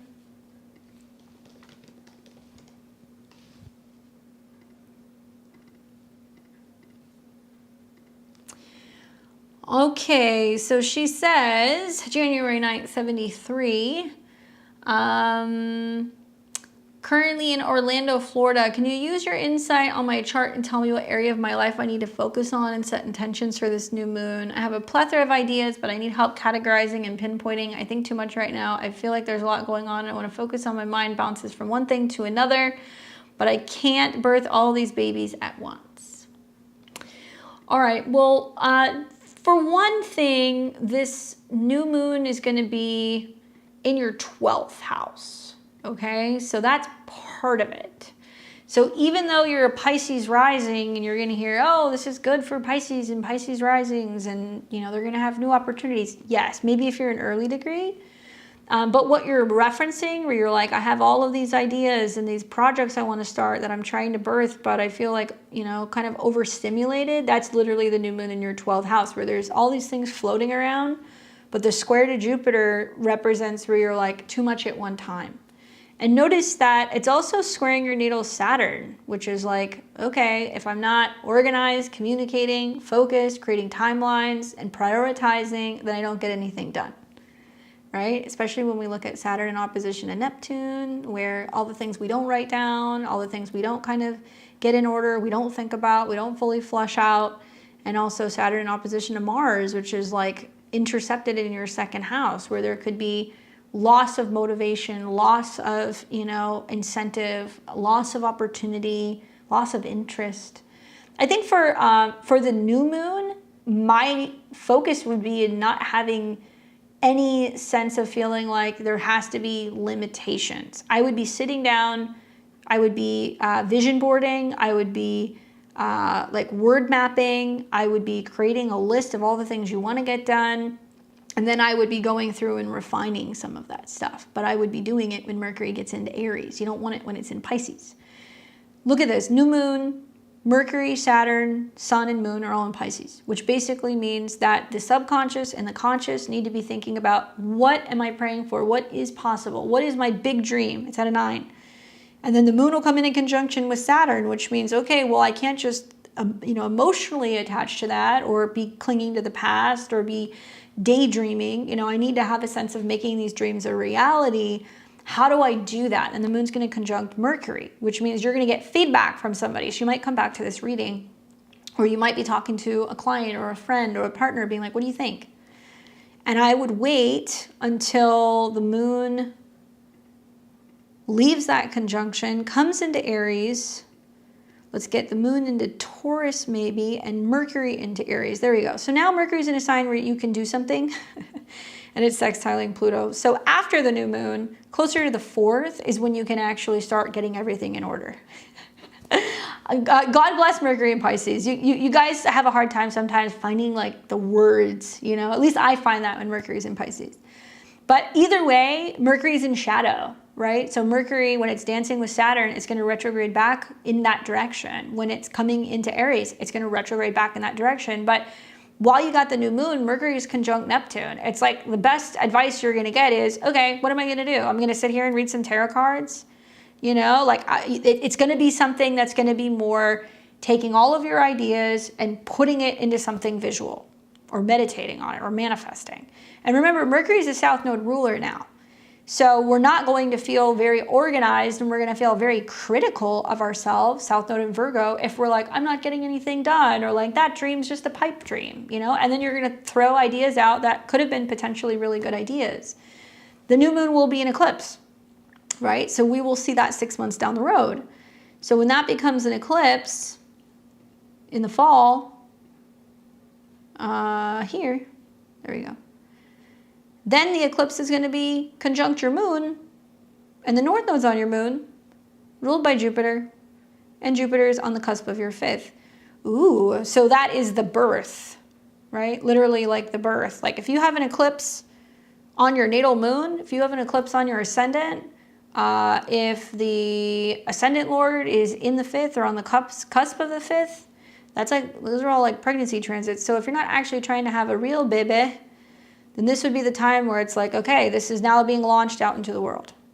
I'm thinking about painting the life that I want. I highly, highly, highly, highly, highly recommend vision boards.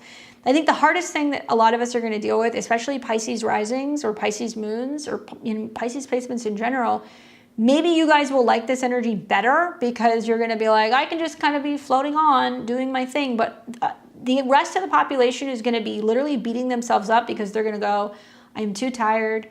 I don't have enough energy. I'm confused. I'm crying. You know, I'm binge watching Netflix. Like nobody's been able to get anything done. But the retrogrades are going to allow us to go deeper into that energy. So Venus retrograde over your ascendant, right? Mercury is going to retrograde over your ascendant. Finally, Saturn is going to come into conjunction and move away. Neptune's going to move away. The big one is Saturn on your ascendant. That's going to be you going like, okay, I have these dreams. Now I got to physically, I have to bring them into fruition. So doing it through art is a great way to do that if you want to paint that. And then obviously then the lessons are going to be, well, the retrogrades are in Aries in your 2nd house. So it's like, what am I physically building? How am I going to make money? How do I focus on my self-esteem? How do I create that sense of momentum and feeling like I can? And the truth is you're just going to have to fucking do it. There's no other way about it. That's what Aries energy is. Aries doesn't figure out the ending. All they know how to do is start something. So you're gonna, with Saturn in your 2nd house, go, my goal is to make this much money. My goal is to sell this many paintings. My goal is to finish this by the end of the week or by the day, whatever. And then finally you're starting to kind of work with like a little bit of like gas. Saturn and Neptune are gonna start trining your Neptune. That's great. Maybe you could make money through selling your art internationally. Maybe you're gonna start shipping it places. Maybe you're gonna find that you're gonna start selling your art for advertising or through publishing. Maybe you're going to teach a course, right? That's all kind of like 9th house stuff. So Saturn and Neptune will help you in that way. But it's also about just getting real about like money and what you're investing into some of that stuff. But once again, as an astrologer, when I look at a new moon, the first thing I think of is where's the ruler? How's it aspected? And what's it going to look like in 6 months? And generally you'll see a correlation that if it's a decent new moon, there's some good aspects going on. The full moon will also have some very good aspects going on. And I think that the Jupiter moon square is just us feeling a little bit kind of ADD and kind of squirrely. But big risk, big dreams, potential big reward with some trines happening here. And I think that this might mean that you feel like now you have more freedom with Jupiter in your 5th house. You're more enthusiastic about some of your creative projects and also maybe getting a lot more recognition for some of the work that you're doing. Not to mention Jupiter in opposition to all that Capricorn clients, right? And there's going to be some kind of creative release because the ruler is going to be on your South Node, right?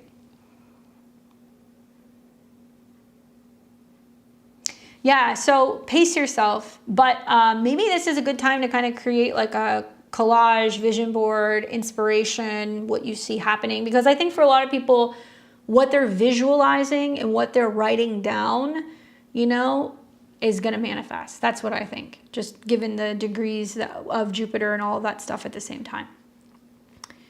So hopefully that's helpful in giving you a little bit of like insight. Definitely let me know what happens. All right, I've got Jennifer, Tiana, and Lissa. We are working our way through this. What's up, Jennifer? I got both of your questions. Let me see if I can find you here.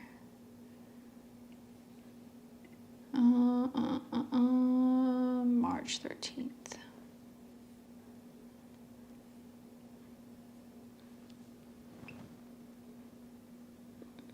Why am I not seeing you? Because I know I put you in here last time I saw you. Let's see.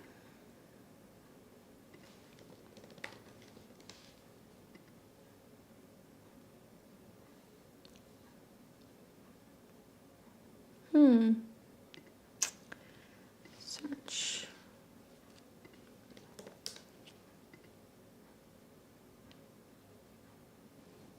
Okay, I've got RCH, but where is... Where are you? Did I change your name last time I saw you, maybe? Let me just plug you in really quick. What's up, Sonia?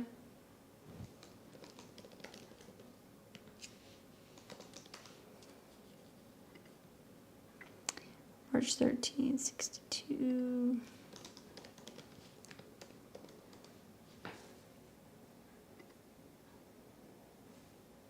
$7:07 p.m.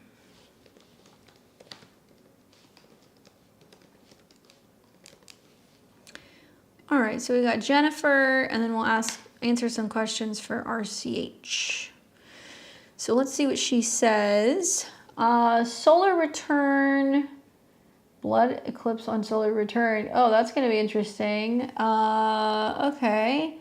What does it mean having Saturn on your sun in your solar return chart and an eclipse and Venus retrograde going over your natal? Okay, so it means a lot of things. So basically, what is the city which you currently reside in? That I didn't catch from you. I don't know if you are watching, but I'd be curious. But let's just kind of break this down a little bit. So you're having an eclipse on your birthday. The type of eclipse is going to definitely make a difference. If it's going to be a lunar eclipse, that's going to be a full moon. So that means that the year ahead is going to be giving major peak energy, conclusions, completions, and we look at the axis which this is happening on just in your natal chart. You know, the ascendant, which is the self, the body, everything revolving around also your appearance, okay? So it might mean in this next year, there's going to be major fulfillment of some of those things, but it's a bit of like a double-edged sword because it's also conjunct the South Node. So having gone through this transit myself the last couple of years, yeah, things change. You know, your style changes, your appearance changes, personality, you know, bits and pieces kind of fracture and fragment off, and there's some things that you just let go of. And for a Virgo rising, it's going to be connected to being self-critical.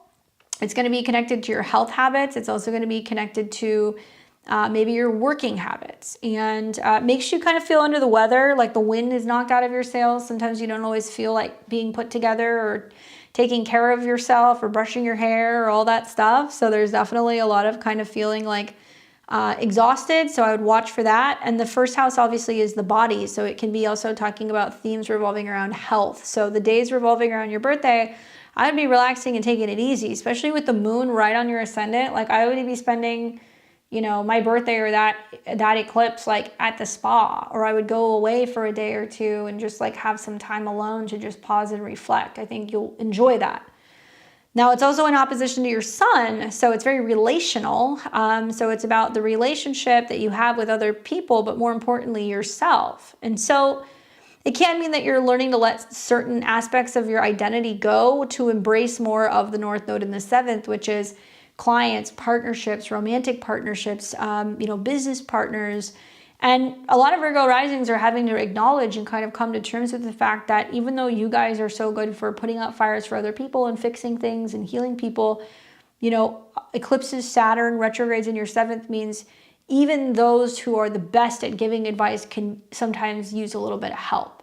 So you go from being like the crisis counselor and like, you know, party coordinator to being like, do I need a therapist? You know, do I need an astrologer? Like, do I need to be talking, you know, to a manager? Do I need a coach? Do I need a trainer? And there's also this sense of like going back and forth with other people. And I can see that also with Mercury getting ready to go retrograde in your 7th. Venus getting go retrograde in your 7th. Once again, I'm a Placidus user, so I'm looking at this not just from Virgo. I'm looking at this kind of like from like the Libra perspective, because you're late degree, and a lot of this is going to be about feeling like you're going back and forth between, well, who am I versus who am I with other people, and how much of myself am I giving to other people, and like where is that maybe not always the best for me, or where you're being faced to kind of level up in certain relationships, and it means that you're having to learn to mediate, practice diplomacy, meet people in the middle. And that can be complicated when your chart ruler is retrograde, because you're going to feel like, well, there's somebody I'm going back and forth with, or something I'm going back and forth with. And a lot of it's going to be, I think, about money, because it starts in your whole sign 8th. And it's also going to be about these parts of yourself that are changing and how that change impacts how you relate to other people. By the same token, it can also mean that you've got people who are in and out, back and forth, not sure of what they want. And it's been my experience personally with having these retrogrades here in recent years that it's been a lot of other people's shit. It's not my shit. Mercury retrograde's there, eclipses there. So I can just tell you, having gone through this, the North Node sometimes brings things you don't see coming. And it can mean that there's new clients, new partnerships, new people. But it can also mean that there are things that are going to come from other people that you're not expecting. And so what is Pisces, right? Positive, emotional, sensitive, spiritual. Great if you're looking for a sound healer. Great if you're looking for a therapist or an art therapist or a hypnotherapist, or, if you're looking for a psychic or for a reader. Not so great if you're looking for people to take accountability, right? With Saturn and Neptune there, they're going to project onto you, and they're going to be like, this isn't me, this is you. Or, I don't know why I'm so messy, or why I'm so confused or so emotional. I can't tell you how many Virgo risings I've been hearing over the last couple of months that have been telling me my partner's just always crying, or I found out that they actually did a stint in prison, or, that they're actually like doing crack and I had no idea, and I live with them. Like, seriously, this is Pisces. This is that other side of things that you do not see. So you have to use discrepancy and be mindful that there can be some stuff that can kind of catch you off guard that you don't see coming. Okay. And all of this is ruled by Jupiter, which is in your whole sign 10th. So it's more going to be, can you trust people you're working with? Are they taking a step back? Are they getting tired? Are they getting ready to retire? Are they getting ready to, maybe give you more responsibility? Are they saying to you, I need help, can you help me? And maybe, and to some extent, some kind of torch is being passed your way with Jupiter getting ready to go into your 10th house of career. I think that will happen, especially as Jupiter hits your moon, right? So you're going to have some much more stake in a professional relationship, or in a personal relationship as well. That's possible. Mars has been retrograde in that 10th house as well. So that's why it kind of leans into like the Libra perspective. Is it significant that you're going to have a Venus retrograde revolving around the time of your birthday? Yes, it is. Actually, you're going to have several Venus retrogrades. So, that means that there is something very personal when it comes to relationships and values, and maybe how much value you're putting on relationships with certain people, or how much support they bring you, right? And it's out of 4s. So 4s deal with home, family, property, mother figures, the past, and endings. So there is, and also tears, I guess that's part of it. So there can be this like sense of being like, wow, there are certain chapters in relationships ending. Go back and think about what was happening in 2017. And then go back and think about what was happening in 2009. Those cycles are going to be very similar. You're going to see some similar things that are going to be happening revolving around like the retrogrades and what was going on there. I believe it was 2009. I just did my whole presentation on this. Hold on, that's going to drive me crazy because I want to make sure I give you the right date.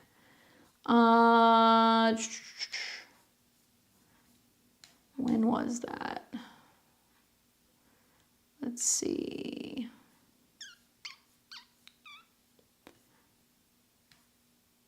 Gosh, I have such a long list. Sorry.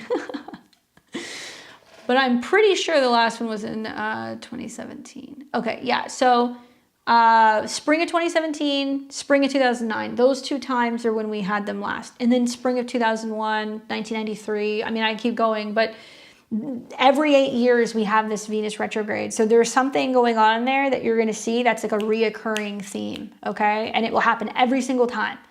And it's trying to get you to reconcile and kind of move through this. Now, the positive is Venus likes to be in the 7th. She likes to relate. Venus also deals with money in your chart.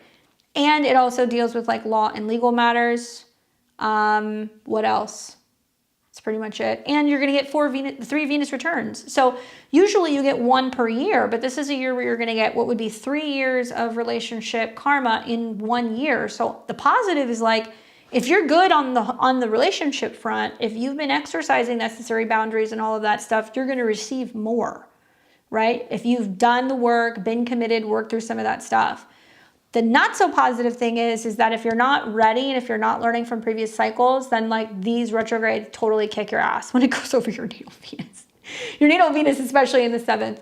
And I think all of this is kind of mirroring some of the stuff that's gone on in this last year with Saturn and Neptune there. So it's a lot about accountability. And if other people are, being clear and direct and honest with you. So all of those things are very, very prominent. You'd have to really also look at the solar return chart. It's going to be dependent on where you are. I always look at the solar return chart also from the natal chart or from the natal location, because I have found it does not matter where your birthday is. Wherever your birthday is, you're going to see the same thing that's going to happen. And I've looked year after year after year, all of my natal all of my solar returns connected to where I was born, they were the same. Like I saw the same stuff happen. So looking at your 2025 solar return, Sag rising, ruled by Jupiter. Jupiter's on your descendant. Growth in regards to relationships, okay? At a 16, so it's going to be growth in home, family, maybe with siblings. Maybe it's going to be that there is some kind of new partnership emerging. Jupiter rules all of this, Pisces, by the way. So it is putting an emphasis on the retrogrades going through your IC, putting an emphasis also on all those planets in your 3rd and your 4th. So I think that moving, change of location, change with home, stuff going on with family. Obviously, it's kind of highlighting what's about to be an eclipse between the whole sign 10th of work versus the 4th house of home and family. Sometimes when we see planets come up on the descendant, because it's 4th from the 4th, this is like nurturing a partner, taking care of a partner, ending for a parent or a parent figure. It can sometimes be death of a relative, obviously touch wood, but that can happen. So thinking about that in your transits and then all these planets in the 4th, it's mirroring some of the same thing. I think you might see one person leaves your life, one person comes in. One change happens with, your family, one change happens with your home. And it's like you're doing this ping pong. But I think for a lot of Sagittarius risings right now, even though they have so many damn responsibilities at home, and whether that's like leaky faucets, having to move, taking care of relatives, feeling stuck at home and kind of being depressed, like Jupiter is in the 7th ruling all of that, which basically means there's going to be some partner who's going to be there to help you. It's going to be somebody who's like, how can I help? What do you need? Making you laugh. There will be a therapist. There will be an astrologer. There could be help from siblings. And also they're helping you navigate some of the changes going on in regards to your professional life or your long-term goals. But all of that energy kind of gets, it's like you're throwing an anchor overboard with those planets in the 4th house. Like you're having to kind of come to terms with things. Some things are going to be coming to an end. And that is your natal 7th house. So there's going to be a lot of people coming in and out during this retrograde is kind of what I would anticipate. And then the solar eclipse is further perpetuating that. It'll be a big year. If you have a solar eclipse during your solar return, or a lunar eclipse, and also Venus, Mercury retrograde over your Venus, and then a solar eclipse, it's like the new beginnings in relationships will actually be seeded at the end of March. So there's going to be so many things that are going to be happening. It's like crazy. Let's pull up RCH because I know you're asking about that too.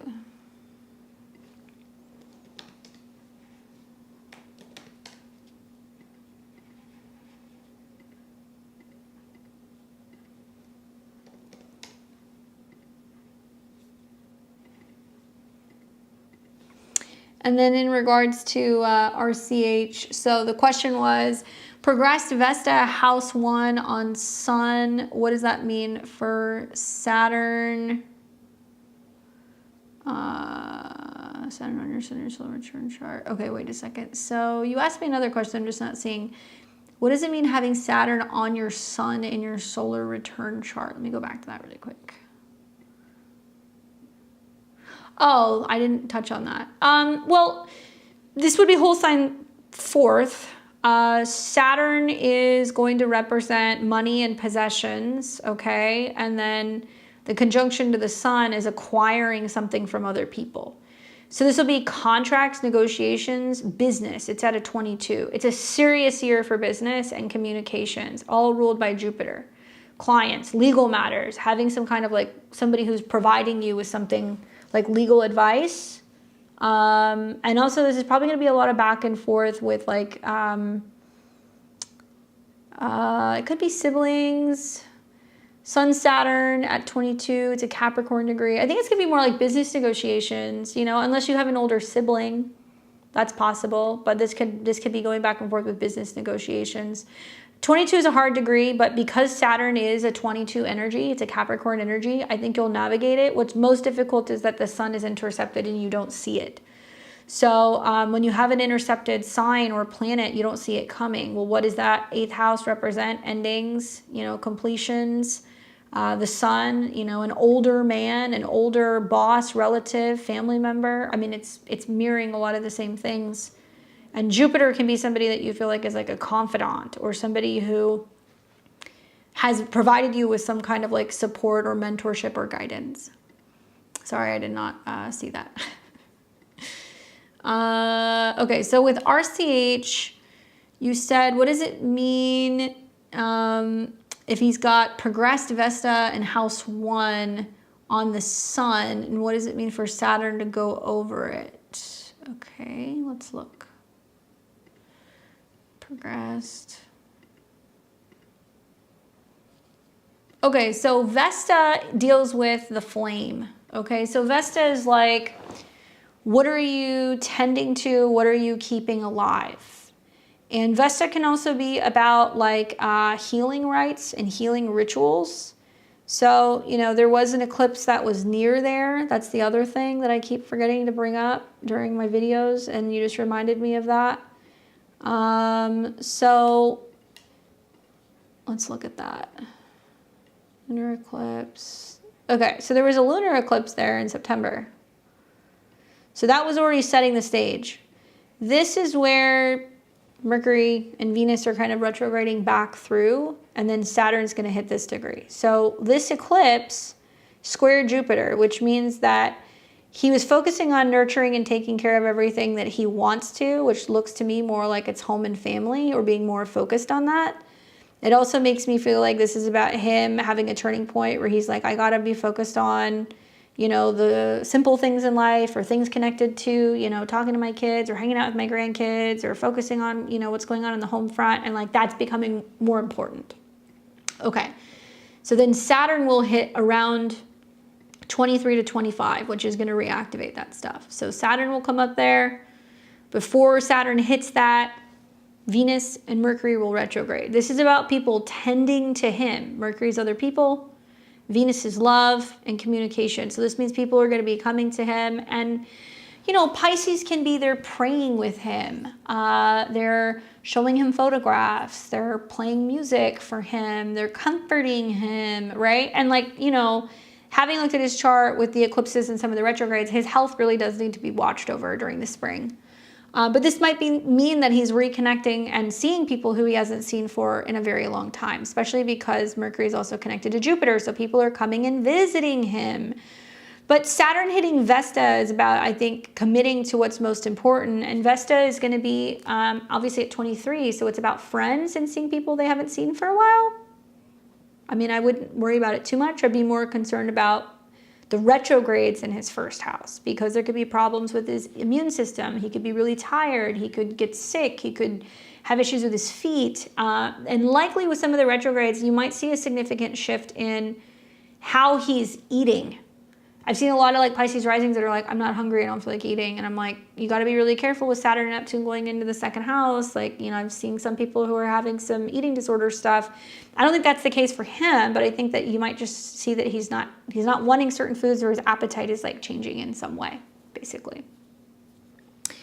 And then you were also asking, what will it mean when Saturn goes over it? Okay, so Saturn will be back and forth over it. Then you're going to see another eclipse that's going to be happening on his ascendant in September. So, you know, the 8th house deals more with actual death, and the ruler is Venus. So Mars is coming up on it, but I don't think the eclipse is going to take him out, if that's what you're wondering.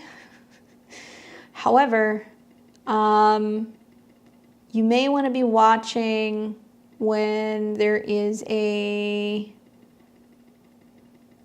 Mars retrograde conjunct Venus in the 8th. Or no, excuse me, Mercury retrograde conjunct Venus in the 8th, in November, his health in November. And he'll also have an eclipse here, which is like a separation eclipse, in my opinion, not this one, this one, in September. Solar eclipse at 29 in opposition to Saturn and Neptune, ruled by Mercury. Mercury's going to be technically in his whole sign 8th. Mars is at a 29.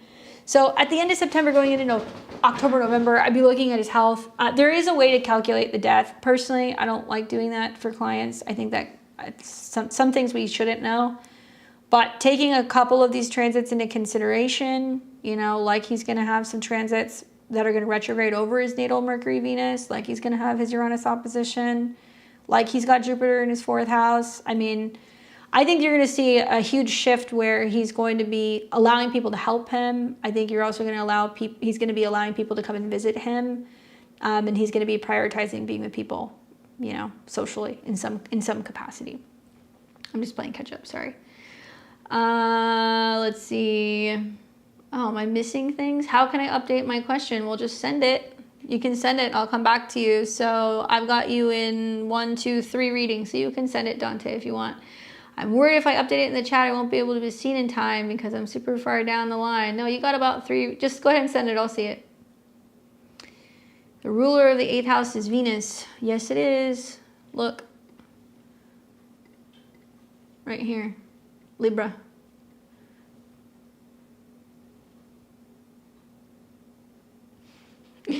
Thank you guys for for moderating the chat for me. I appreciate it. Let's see. You can become a member, or you got to get here in time. Or we always post a link. So just so you guys know, if you're like, I wanted a reading, every Friday morning when we do a live, we post a link. So you guys can see it. That's why you want to subscribe to the channel. You just go to my community tab. It'll say, hey, these are the readings we're doing tonight. Get in the queue. You guys, as soon as you see that, you can actually pay for it, reserve your spots. You don't have to wait. Because I can only take so many people. By the time I'm here for like 2 or 3 hours, my brain is like mush. All right, so hopefully that's helpful in giving you that insight. And I would say, you know, keeping him by water and like water rituals, and like maybe it's going to be about, you know, being like, hey, we're going to take him to go and, you know, see the beach, or maybe we're going to take him out on a boat, or maybe it's going to be about him being active and being involved with water in some capacity. Okay. Spas, saunas, and things can be helpful for him as well. All right, so we got Tiana, and I know that you were like, I'm sorry I didn't send it, but I'm pretty sure I have your birth info. And then after Tiana, we have Lissa and then Dante. So I want to make sure this is right if you're there.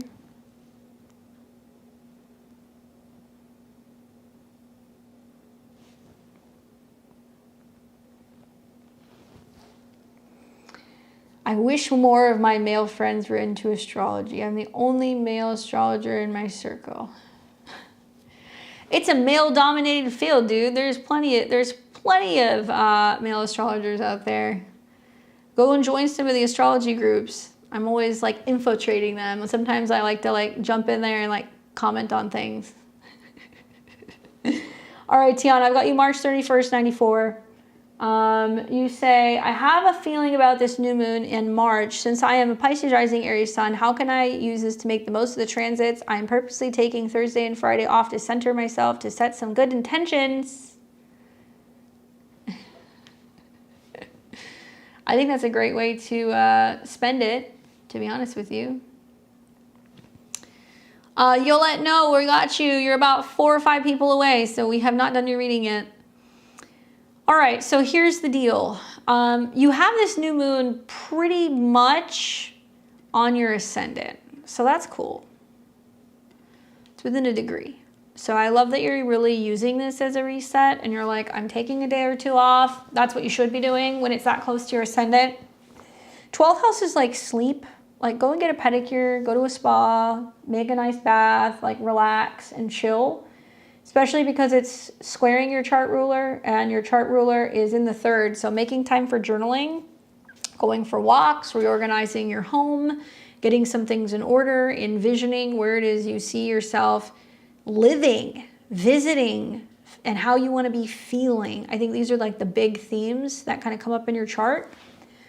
I love that it sits in conjunction to Saturn, so you're actually taking this new beginning seriously. And I also love that the new moon is going to be trining Mars, so it's also creating some time for creativity, you know, getting in touch with the inner child, maybe having like some fun, you know, at home and like kind of being like, hey, I'm gonna put on my PJs and like watch movies and like, you know, do what I want to do. Like it's very emotionally healing. It's also in a trine to your Jupiter, so that's really good for manifestation, change, and transformation.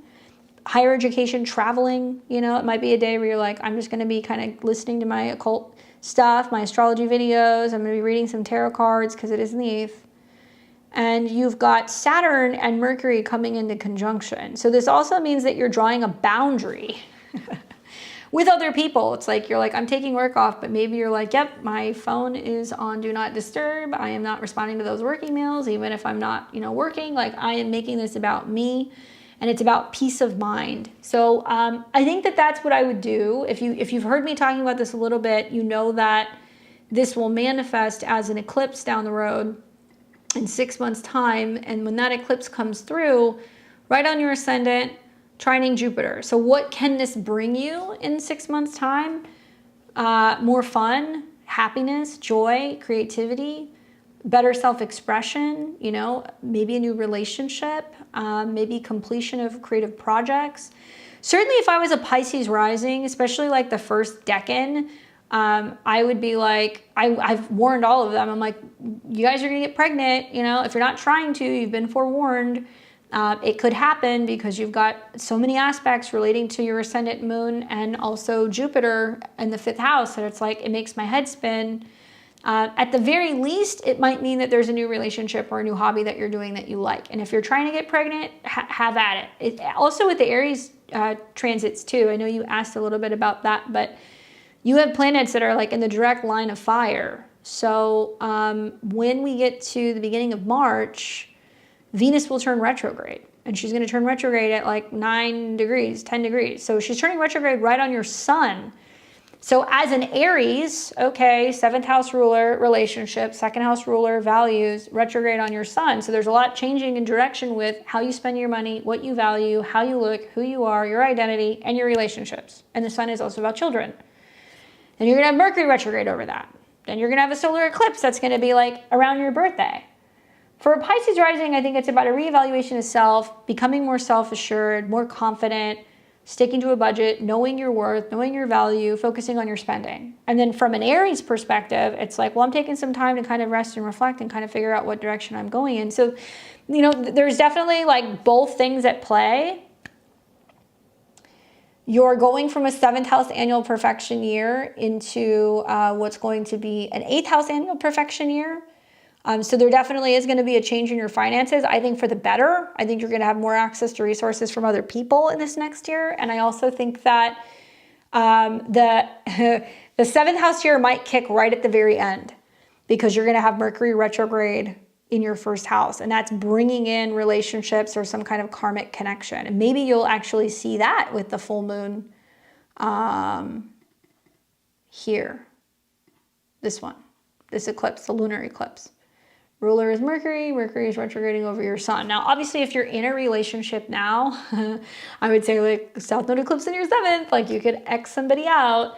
The ruler is retrograde over your sun. It's going to be like, well, do I want this person or do I not? So all of the planets are in your 1st house. That is going to give you the green light to be pretty inherently selfish and self-focused. And you're going to be like, am I getting what I want from other people in an emotional way, in a commitment sense, in a financial sense, in a sexual sense, in a whatever? You know, it's like, am I getting what I need from other people? So there is this huge focus, I think, for Pisces risings that's like, it doesn't matter what you want. If you want it, you got to make it very clear to other people and the universe, this is what I want. You're either with it or you're not. And if you're not, I'm going to find somebody who is with it. So watch for that, because the Pisces energy is very passive, but the Aries energy with the eclipses and the retrogrades is like, nope, I'm going to get mine. Which I don't think you have a problem with. I think that if you've got Mercury and Mars on your ascendant, you know how to communicate in a way that's not aggressive.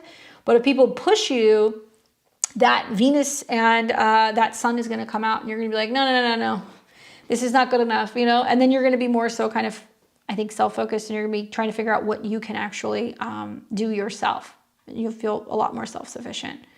My God, this has just been like one hell of a Saturn transit for you, huh? Saturn on your ascendant. I mean, I think at this point after your Saturn return, there is this sense of you also being like, I know I can do it by myself, but that doesn't mean I have to. And so a lot of the eclipses in Virgo, I think, are going to be about you going like, okay, I have to let somebody in, or I have to let other people help me. And with Mercury, your 7th house lord, on your ascendant with Mars, there can be a tendency of people either saying to you, like, I choose you, and they can get kind of possessive in relationships, or you feel like you kind of have on your armor and you're like not as trusting, or you're not as sure about people with Mercury, Mars in the first. But what you don't know is you choose your partners. If you have Mercury on the ascendant, you choose your partners. You have to decide what you want. And when you start saying to yourself, this is what I want, it's got to be this or better, high standards, low expectations, you're going to find out very quickly that like you can just switch that light on and decide when you want to make money, be in a relationship, be committed, be successful. It's all connected to you. All those planets are in your first house. You have to visually imagine switching that light on. Yeah, one hell of a Saturn transit. It's going to keep going for a little bit, girl.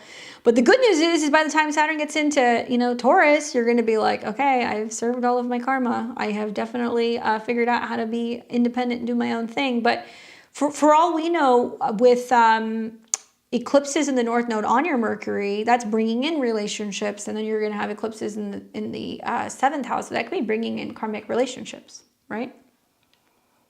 Anyway, I hope that that's helpful for you. Hope you have a happy birthday. Come back and let me know what happens. Anybody who's got degrees around here that's getting readings, come back and let me know what happens, because I'm very, very curious.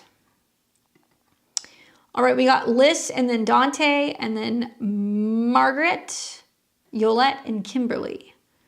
Let's see, is she still on here? No, okay. Let's pull up Lissa's chart.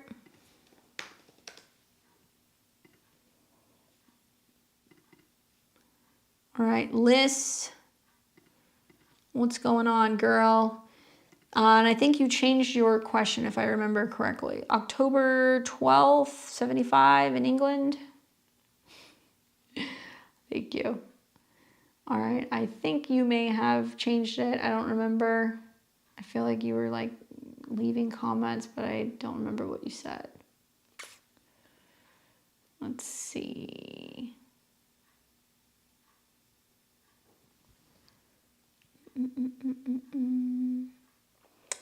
Can I be more specific with mine? I said relationships, but more specifically, relationship with my middle daughter and granddaughter, legal, financial issues, and my eyesight, a bit random.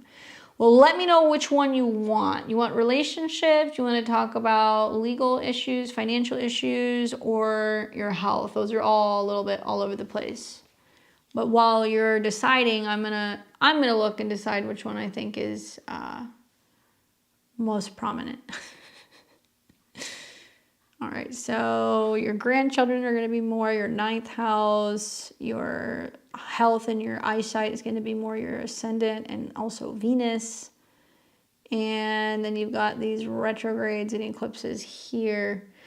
Okay, so kind of like the legal stuff and the relationship stuff are actually in the same camp.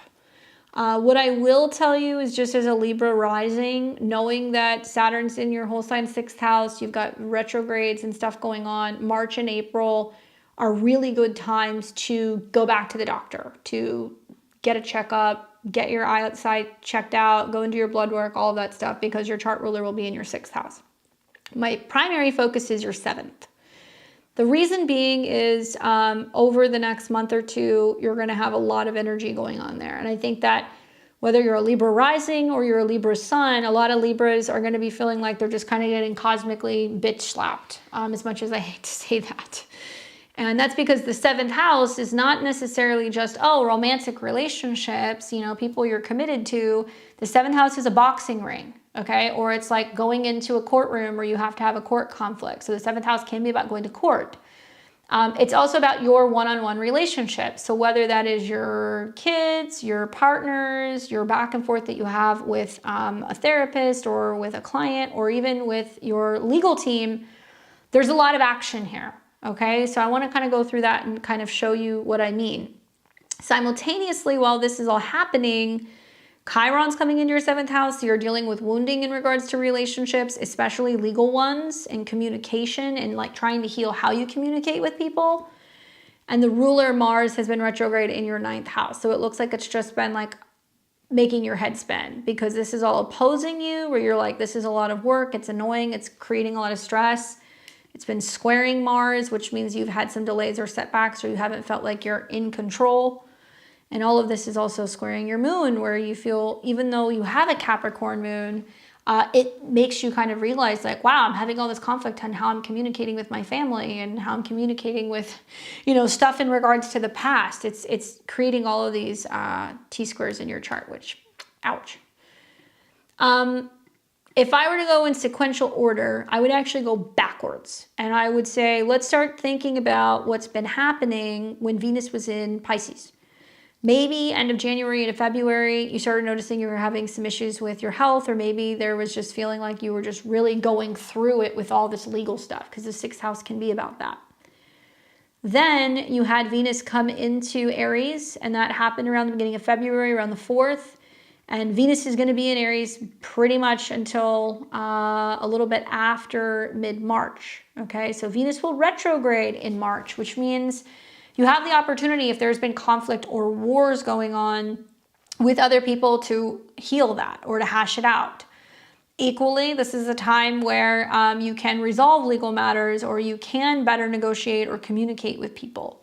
Mars is the ruler of this in your house of law and legality. And also this is about grandchildren. And Venus, when she's retrograde back in Pisces and it trines Mars, would be the ideal time to try to remedy the relationship that you have with grandchildren. You could do this March 31st through, I would say, right around mid-April. So you've got that 2-week window. And then you'll see Venus, you know, leave Pisces and it's going to go back into your 6th. This could also mean that part of remedying the relationship with your granddaughter is also with your children, you know, whoever their parents might be. And similar to my Scorpio risings, you've had Mars going back and forth on your midheaven. So there's been conflicts with other people that have been getting aired out, and it's about control. And Mars has been on top of your Saturn, where honestly, I look at this chart and I'm kind of like, you kind of rule the roost, man. If you have your 4th house ruler on your midheaven, it means that you're like, yeah, like I like to run the show, or I still kind of like to be an authority figure with my kids, or I like to be a leader, and not in a tyrannical way, but in a way that you take pride in that, Leo. And so Pluto's opposing that. So it's a lot of like home, family, property things, you know, and also this is your whole sign 5th. So it's also younger people, children, the drama of your kids' kids, the drama of your children, and the back and forth that you're doing with your children's children. It's in your whole sign 11th. As a Libra rising, obviously I don't have kids, I don't have grandkids, but I've seen the Pluto transit in my whole sign 5th house manifest as, oh, there's a lot of back and forth going on with my friends who are having kids or having issues with having kids or having lost kids, and that's what it's been. And there's drama from that impacts me, obviously. And then from Scorpio risings, I've seen a lot of them, a lot of back and forth issues revolving around your home life and your home base and whether or not you feel like you have a say in what your kids are doing or what your parents are doing or where other people are moving, because the 10th house represents other people's households.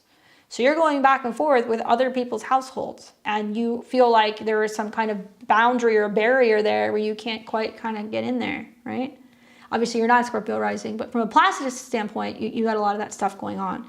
And this, Mars and Saturn, they don't like they don't like to be in conjunction because Mars wants to pull ahead and Saturn says no. So to me, it looks like other people are fighting you about how their family is, how they run things, where they're living, how they're doing things. And now there's conflict, right?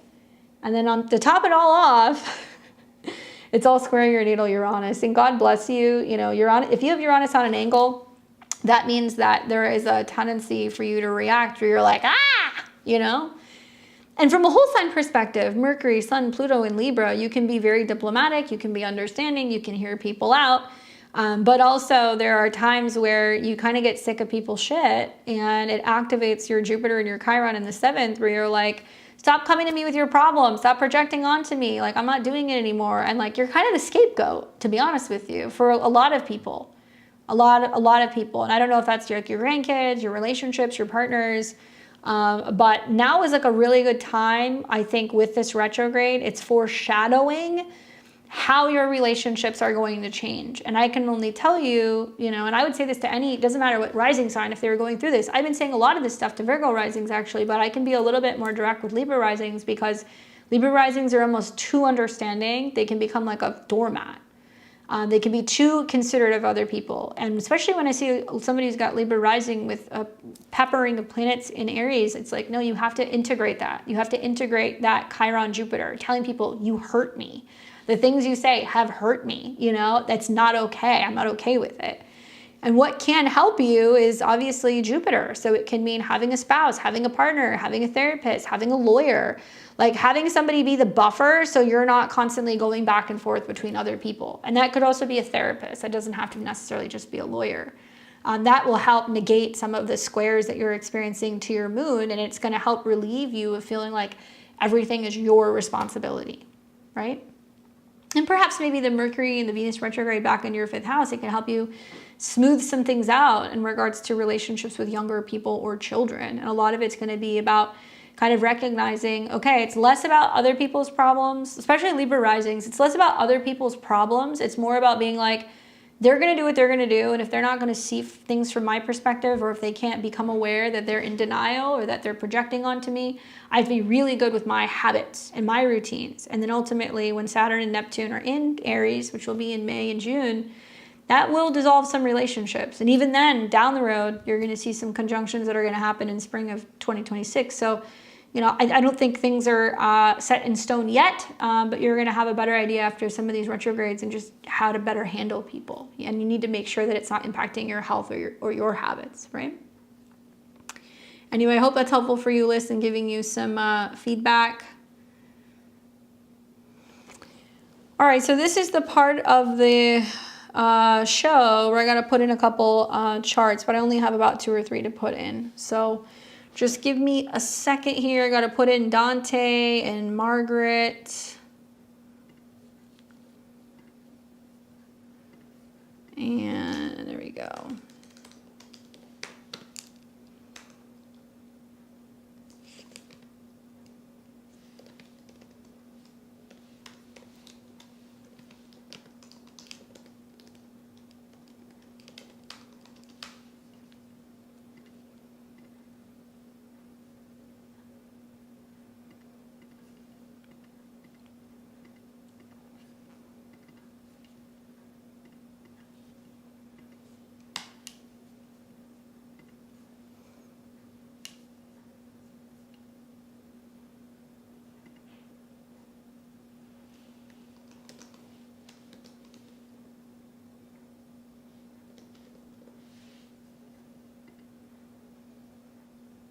April 23rd, 86.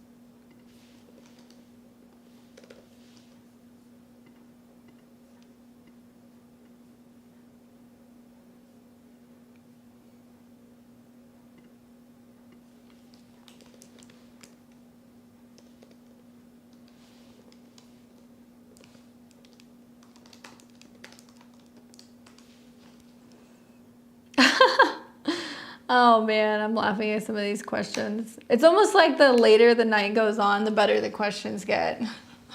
All right, Dante says, update on my question. Will I be financially stable enough through my music to move to the Philippines for a year during spring or summer to get married? Okay, that's a good question. All right, so we have got last on my list, Dante, Margaret, Yolette, and Kimberly. So you guys are all on deck. Let's see if we can give Dante some information about making it in music, going to the Philippines and getting married. What a Virgo rising thing to ask. Look at all that Leo in your chart. That would be a good horary question. I think that, you know, the long and short of it is in your transits, okay? Because there's going to be a time and place for everything, but this is actually kind of telling with some of the squares that's happening. In your transits, for Virgo rising, the next month or two between eclipses, where there is much more emphasis with that drive with the North Node in your 7th house, Saturn in your 7th house, Mercury in your 7th house, to commit further to a partner. 7th house is about marriage. So you're looking to do that. That's something that's important to you. And what I will tell you is that the eclipse that's coming in September is a pretty good opportunity to do those things. Primarily because the seeds that are kind of coming through now in 6 months' time, you'll see a full moon lunar eclipse in Pisces in your house of marriage, trining Jupiter, which can actually be about like fulfillment and coming together with friends and having like a celebration. So that's good. It's also going to trine your stuff in the 3rd house, which is about movement. But right now you're asking, am I going to make it first in my career before those things happen? In a whole sign chart, your chart ruler Mercury, Chiron, which is about healing, your sun, which is about your energy, also creativity and ego, and Venus are all in the whole sign 12th house, which on one hand can be somebody very soulful, very creative, very spiritual, somebody who has some kind of gifts to share with the world, but also the 12th house is where it gets kind of trapped. So knowing that that's all belonging to your 12th house, and also that your 10th house ruler is retrograde, there's going to be some twists and some turns to how to make all of these things happen, because I don't think it's like a situation where you're like, okay, this has to happen so I can do all of these things. Because if you're basing it off of just purely what's going to happen with your career stuff's going to hit at different times, okay? So one thing at a time. I would focus on the fact that you're in a current annual perfection 32. So that is going to be running until August. This means that your 9th house is the focus this year. And what is the 9th house? Foreign lands, traveling, publishing, ceremonies, education, ruled by Venus, and Venus is at 21. So this is a significant turning point when it comes to traveling, marriage, and partnerships, point blank. And when planets go through your 9th house, which is going to be April and May, or when your 9th house ruler is on the move, you're going to see opportunities to fulfill that. Foreign lands and women. Venus is going to retrograde the ruler in your 7th. So I see this as you're either trying to find a manager or somebody to work with who could be promoting some of your stuff, helping you travel and perform, or getting your music out there. And that would be like the next 2 months. I could also see this as a turning point where you might say, you know what, screw it. I'm just going to start trying to meet somebody and I'm going to do it now. I don't know if you have a relationship or not. You can confirm. But I'm wondering, you know, if you're already in a relationship, you might be saying to your partner, you know, like, let's plan on actually going there and let's getting married. Okay. So it would be like talking about that. You guys might actually decide, you know what, can we swing it? Does it make sense to just make this happen? I don't think it's going to be completely on your work stuff. Jupiter in your 10th house tells me that you're going to have an opportunity to go back and forth between two things, okay? Jupiter is going to be about partnership, so some kind of work you do with a partner, a client-based business, a manager helping you, or working with a romantic partner to boost your career. And you've been kind of stuck between a rock and a hard place all year with Saturn and Jupiter square. I want to get married, Saturn commitment 7th. I want my career to expand, Jupiter 10th. And because, you know, summer you saw a square, and also you saw this again in December, it hasn't really quite evolved yet. But My thought is this could bring you a job where you can make some money, where you're not going, okay, you know, it has to be a grind, it has to be a full-time job. No, you could do something that's flexible and something that's still creative, or something that's involving writing or IT or communications. Translation would be really good for you too. If you've got Jupiter there and it's connected to your 12th house, just an idea, or some kind of international work. That's the other option. And you could start working. So if you decided that, you know, hey, Venus is going to go into the 9th house, we want to get married this year, you could actually be considering doing this in June, right? I'm studying coding right now. Good, because that's good for you with Jupiter in your 10th house. So is it possible that there could be like some kind of marriage or ceremony that's going on? June, maybe July. I would be more focused on getting back into your quote unquote music, creative stuff, making your way that way when you come into what will be your 10th house year. Okay, so this is going to be right around your birthday. And you can go back to some of your creative projects and be feeling like you want to get that up and running. And that would be better closer to July and August. After you've gone through some of these retrogrades, this is a 10th house year. But keep in mind, Mercury is in the whole sign 12 and it's retrograde, which means you're going to be kind of assessing, okay, am I making any headway? You know, God bless you. All that Leo in the 12th house makes me feel like you have been a showman, you have been a performer. You got Venus at 29, so obviously you're very talented, but I feel like some of the oppositions you have to Saturn means that maybe you have a hard time getting your work seen, or feeling like people, you know, are buying it, or they're wanting to kind of see you, or that you're getting the recognition you deserve. And a lot of that's because you have planets in the 12th house. Now, that might mean that you do better in a foreign country. So it might mean that you're like, okay, I'm making music and maybe I'm putting out into the internet, I'm trying to get it picked up in other places. It may not be picking up right away in America. It might be picking up in other places. And there could be opportunities for connections and collaborations, especially next year when Jupiter is going through your 12th house with people who might be abroad. So think managers, other artists, stuff like that. And that'll start coming up for you in the summer of 2026. If this were me, you know, I kind of feel like the 9th house year is definitely a good year to get married and doing it in a foreign land and doing something that will be romantic. But I definitely feel like don't base it off of, oh, when I make it, okay? Because you're going to have more opportunities to reevaluate and quote unquote make it July, August, September. So when you're saying to me, can I go in the spring, and you're basing it off of your music career, I would be like, things aren't even really going to start to remotely start picking up until the summer. And then you're going to see clear into 2026 with eclipses in Leo, Jupiter in Leo. I just saw what you said. I might be able to get a record deal in the UK. You need to go to other countries, okay? I'm not saying you won't make it in America, but you need to go other places. If you really want to make it, use the next 2 months trying to see if you can get some kind of partnership, sponsor, or management related deal in another place. That's how you get the show on the road. And you may be able to start creating and like recording and doing that stuff as soon as like the end of summer when you're having retrogrades in Leo. And this is the turning point with your career. Look at your South Node even. Your South Node is at 29 degrees, critical turning point degree.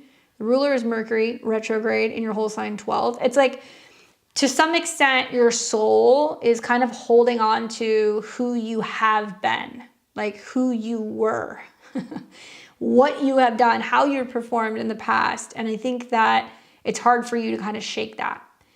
So if you're studying IT, you're doing that stuff, that's good. It would be good for you to have something where, you know, you're doing something that you can kind of go back and forth in. And like, I've never met a Virgo rising that doesn't have 2 occupations. They're like, oh, I'm a photographer, but I also, you know, do this and I do that. Like, you have to have something else to fall back on for stability.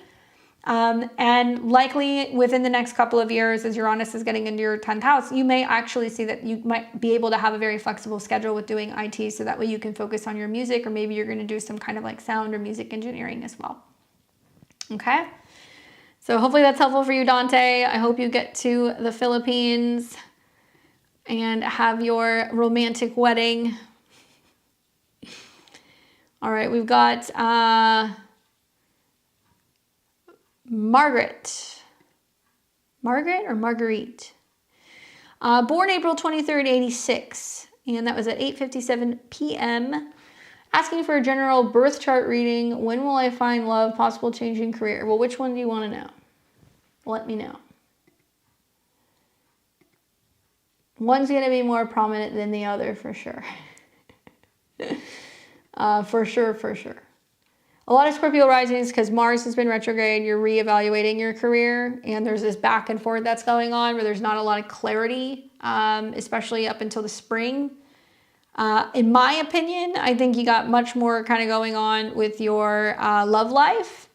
And I say that because you have Uranus coming up on your 7th house cusp. And usually when that happens, there is something exciting, unexpected, out of the blue that happens in a relationship sense. Okay, so Venus rules relationships. It's right on your descendant, and it's at a 26. So I would look for a combination of somebody who's got Taurus in their chart, or it might be some Gemini in the chart, or it might be some Virgo.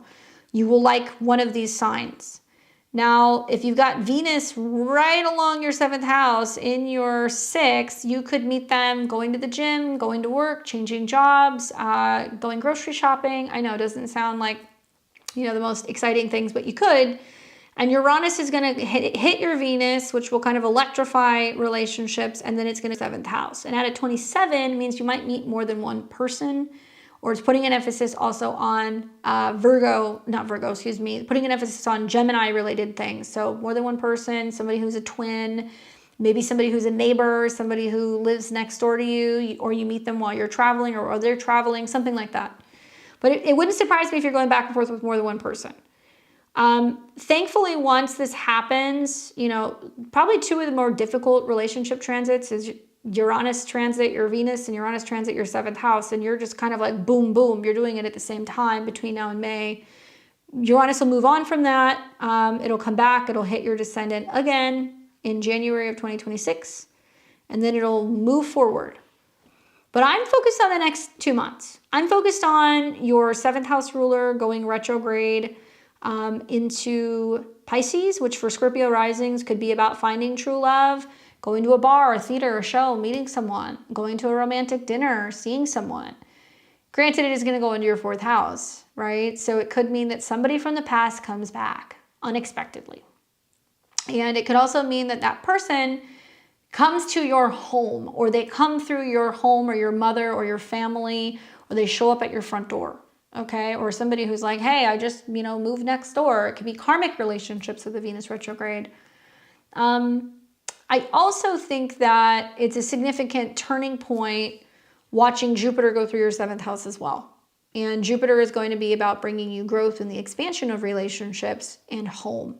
So either you're moving, there's a huge change in your family life, or somebody's moving in or moving closer to be with you. That's likely what you're going to see. So people who you're meeting, talk to them, be like, oh, did you just get in? Did you just move here? Are you new here?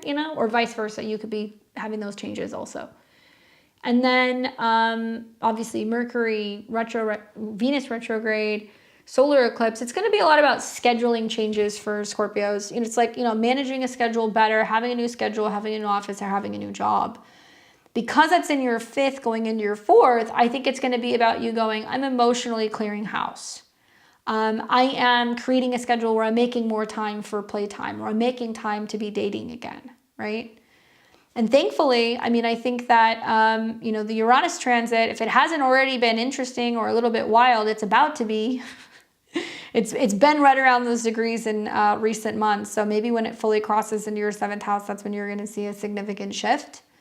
And we need to see something really big happening with your natal 7th house Lord that's positive. Well, a Uranus transit, it's not that it's negative, it's just unstable. People come in, people go. They're hot, they're cold. So I would be then looking at when Jupiter is sextiling your Venus, and that's going to be happening in October. And maybe by then there is a little bit more stability. And then you'll continue to see eclipses that are going to be in Scorpio in the fall, and in Pisces in the fall. And probably this one right here, the September eclipse on your Jupiter, can be good for romance, but it can also be good for like considering, having somebody moving in or out of your space, or your home kind of expanding in some capacity. Because you're such a late degree Scorpio, you're also going to want to listen to Sagittarius risings, because a lot of your transits resonate with what's going on with Sagittarius, right? With the eclipses in the midheaven, changing your career, eclipses in the 4th house, changing your home, Uranus in your 7th house, relationship, unexpected changes. So you could very much listen to Sagittarius, and you would find that a lot of that stuff really resonates for you. I would also go and learn about transit Pluto square your sun, because that's a challenging transit, because Pluto rules your chart and it's squaring your sun from the left-hand side. So it's really pushing you to make some changes in either how you're communicating, particularly with siblings or relatives, and also some money changes stuff. It almost looks like it's trying to push you to do something that feels more fulfilling. And you'll find throughout the next couple of years with so many heavy hitters like Pluto, North Node, Neptune, Saturn, you know, all at the bottom of your chart, your life's about to become more focused on, like, what am I doing in my private life? And what kind of a life am I building? Am I cultivating? Do I like where I live? Do I want to get married? Am I thinking about, you know, long-term goals in my private life? Things that are just very opposite of what's actually like happening in terms of your like career transits. Okay? Hopefully that's helpful for you. We've got Yolette. Sorry guys, I'm trying to like keep up with that in the chart. You've already started the sun square Pluto. So if it obviously we just finished squaring your moon, then you can get through anything. But the square to your sun is more kind of like ego changes. The emotional stuff was more the moon. Okay, so let's see. This playing catch up. There she is. All right, so Yolette says 8/13/84 in Miami. Would like to know what to be aware of and if it's good, what to be aware of and if it's a good time to do a mushroom journey. Well, that's certainly a question that I don't think I've been asked that specifically before. Maybe ayahuasca and other things, but let's take a look. So, essentially, psychedelics are going to deal both with a combination of Neptune and also a combination of Pluto. It really depends on like the purpose. And this is a real question, so I'm going to answer it. Pluto is coming up on your descendant. It's not making any hard aspects to your ascendant yet. Okay, so that's good. It is coming into a trine with your North Node. In Gemini, it's about broadening your horizons and opening up to your purpose, ruled by Mercury and conjunct Chiron. So it's going to help open pathways of the mind, especially revolving around communication for long-term goals and career purposes. We've also got, on the other hand, Mars is retrograde in your 12th house, which, believe it or not, that's like a shamanic transit. So that's like, what can I go and do that's getting out of my comfort zone? Or what can I go and do that's like in the ethers that's going to be giving me the necessary, you know, direction, motivation, and also clearing or healing anything. So there's definitely something going on here where that's part of the puzzle. Eclipses and retrogrades that are happening very close to your moon in Pisces, which is reflecting a lot of the same energy, right? Because we've got, you know, moon in, Mars in a moon sign in the 12th, and then we've got moon in a Pisces sign in the 8th, so there's some similarities there, and they're kind of trining. I would like to see this happen during a period where there's going to be a lot of introspection. So there are some of those transits coming up. One is going to be after the new moon in Pisces, which is going to be around the 27th of February. The moon will be approaching a conjunction to Saturn, and this might mean that you're doing it with another person or somebody else is facilitating it, or that there is some kind of emotional or psychological dump that happens that gives you some insight, okay? I think we're going to see a lot of people doing this anyway over the weekend just because Mercury is about habits and clearing out the past. And this could also mean that there are some things that you feel like emotionally or energetically have been blocking you or you've been carrying around, right? Thankfully, the moon, even though it's conjunct Saturn, it is going to trine Mars. So that is an emotional clearing. Stay hydrated, drink a lot of water, don't mix anything else with anything. And I think also the trines to your natal Mars can be really wonderful for just really kind of purging out some negative emotions. Now, another option is you can wait until we have something super introspective, like when Mercury and Venus are back in Pisces and they're trining Mars, and you'll have another transit that's going to be nice with your chart around the 4th and the 5th of April. When you get this Moon-Mars transit in the 12th house of the subconscious mind, trining Mercury and Venus, a reassessment of karmic relationships, values, inner exchange with other people. And that's also going to trine here. I'm just going to keep leaning on those Pisces transits, because quite frankly, once we start getting into like Mars coming back into Leo, it's opposing Pluto, not a good time to do it. It's going to start squaring your Saturn, not a good time to do it. And it's going to square transit Sun. So those seem to be the better times, I think, in my mind. And I don't want to see squares happening to planets in the 4th house, because that could be bringing up some stuff that's painful, some stuff that's uncomfortable. That could also bring a lot of like issues, you know, between you and like people from the past or partners from the past, especially with that triggered Pluto. Is there another time that I could recommend? When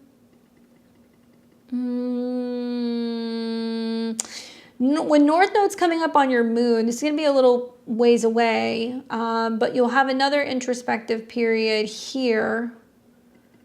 Mercury is retrograde on your ascendant. It looks like it's going to go in the 12th house, and it will start to trine some stuff. So you've got something around early August. And when Mercury is direct in the 12th, maybe a trine from there. This could be interesting too, right here. The 11th and 12th of August, as the moon passes through the 8th and it trines Mercury in your 12th. Anyway, hopefully that's enough dates to kind of give you some insight in terms of when you can do that. But not surprised you're asking that question, as the North Node's coming up on your moon in Pisces. A lot of that can be about healing through, you know, experiences or liquids or drugs or psychedelic things. And with Mars retrograde in the 12th, I think you're ready to kind of cut ties with some stuff or go on some adventures. And then also Mars coming back into conjunction with your ascendant, where you're just kind of trying to figure out where you need to cut or sever things from other people. Go and learn about the North Node coming into contact with the moon. It's a good transit. I do think that there can be a lot of like emotional and spiritual healing for you, as it's going to be activating your 12th house. And you're also going to see Jupiter going into your 12th house. So you might be kind of looking into other forms of like therapy or like healing modalities. That can be about going to retreats, traveling, or working with practitioners who can be helping you kind of clear stuff up, right? Hopefully that's helpful for you.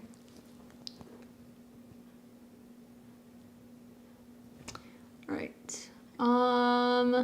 And then last but certainly not least, we have got Kimberly. You're welcome. And I have your chart, Kimberly. Let me pull that up.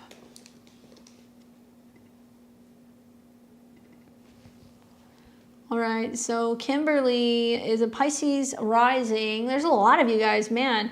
Pisces rising, moon in Scorpio, and sun in Leo. There's been a lot of Leo risings or Leo suns or Pisces risings or Pisces suns or moons. I'm like noticing that trend. So there's during certain times of the transits, I'll just see a bunch of people with the same stuff. Hey Candace, Pisces rising, lots going on. All right. So many dreams this past week. Seems like my whole life has been covered in dreams. Okay, so what can I look forward to? What should I look out for? FYI, that transit in early 2017 was not good for me. Lots of losses, including my marriage and so many things. So I'm assuming you're talking about the Venus retrograde. I'm assuming 2017. Just going on a limb. Well, okay, so for starters, as a Pisces rising, okay, the one thing I'm always going to look at is where is Jupiter, okay? Both natal Jupiter, always at the top of your chart, and transit Jupiter, which happens to be at the bottom of your chart. So you're in your Jupiter return. So Jupiter return is a multitude of opportunities and options between the future of your career, your professional life and work, and your home life and things revolving around your family, okay? So that's happening. We're going to see the new moon in Pisces square Jupiter. And if you've heard what I've said about other Pisces risings, this is a lot of like, what am I envisioning? Where do I see my life going? But this is primarily in your 12th. So you're not really going to feel the rebirth, new energy until the solar eclipse in Aries at the end of March. This is more about healing, resting, releasing. I mean, come on. The reason why there's so many dreams right now going on is because your chart ruler is direct Neptune. Your other chart ruler is direct Jupiter. By sign, they square each other, and there's a ton of planets in shadow in Pisces. And a lot of this is very overwhelming because now planets are going from your 12th house into your first house, which is your body. So you're like, I'm seeing things, I'm dreaming things, what's going on? What does it mean? You got to rest more, you got to meditate more, you got to be in water. You know, I'd be going into a spa or a sauna, I'd be getting a dream interpretation book, and I would just be riding the waves because nothing is going to make sense until the end of April. Nothing. We're going to see planets go into Aries, back into Pisces. And then we're going to see eclipses in Aries and things are still in Pisces. And the truth is, from my perspective, is before you figure out Aries, how am I making money? How do I feel about myself? What am I holding on to? What am I, valuing? You have to get clear with what's blocking you, Saturn, what you're afraid of, retrogrades, where you're not putting yourself first house, where you need to kind of prioritize your dreams, your visions, your goals. And yes, this is all in opposition to the 7th house. So it can bring changes in relationships. This is a once in an 18-year transit. People can come back. There could be karmic relationships. I think what's working in Pisces' favor is that the Virgo eclipse at the mid-March period is going to have Mercury retrograding to your ascendant. So it will bring people in who are like, how are you? Let's hang out. Where have you been? Let's reconnect. It can also have you feeling like the people who are coming back are making you feel valuable. They're making you feel wanted. They make you feel important. They're giving you gifts. They're giving you money, right? They're kind of praising you. So that could also be really good for reworking the self-esteem. But I would not be making any serious decisions until after this period is done. I mean, it's just that simple.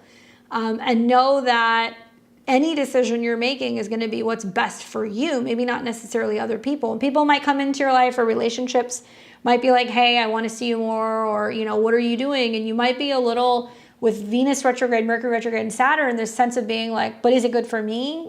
They like me, but like, am I interested? Is it, what's in it for me? And not in a money way, but more like, what can you give me that I can't give myself? I guess that's really how I would look at it.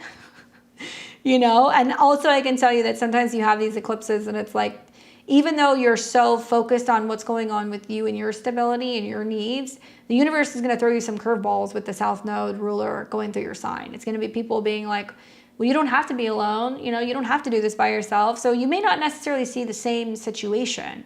Certainly having Venus retrograde in Aries means, you have to literally reevaluate or release a relationship or a home. But in this case, if you're like, well, I'm solid with where I'm living, I'm not in a relationship, there's nothing crazy going on, people might come back to you. And in this case, because it's all going to meet with Saturn in your sign, you have more of a say whether or not you want to repeat the past. You have more of a say in terms of whether or not you want to be in a relationship or if you're going to commit to somebody or whatever. So I'm not worried about it. And Jupiter is your other ruler going into your 4th house. So a lot of this is also, where do I want to live? What's going on with my family? What's going on the home front? Is it tricky? Yes, it's tricky, because you're going to have Jupiter expanding the home, Saturn squaring that, and then Saturn squaring your career. You're going to feel like the next 2 months you're at a bit of a standstill and you're like, I don't know what I want in terms of my home or my career. And I would go like, balls to the wall, Pisces energy. I mean, if I was a Pisces rising, I would be absolutely fucking crazy right now. And I would do it justifiably. And I would be like, well, unless my tarot cards tell me this is what I'm supposed to do, or unless I have a dream that tells me something significant, or I'm going to sit and meditate and tell the universe, send me this specific, sign or omen if I'm supposed to be doing something. And then I would wait. It's like the High Priestess card. You're going to have to wait to see what comes. Money can come your way, relationships can come your way, support can come your way, better self-esteem can come your way. You have to be willing to receive. So it's a lot of, okay, I'm receptive. What are you trying to tell me? And like, if you're having a lot of dreams, that's a good thing. That means that you're in the state of being able to receive the messages, but now you have to go and decode them and you have to figure out what it means. Grab a dream dictionary or encyclopedia.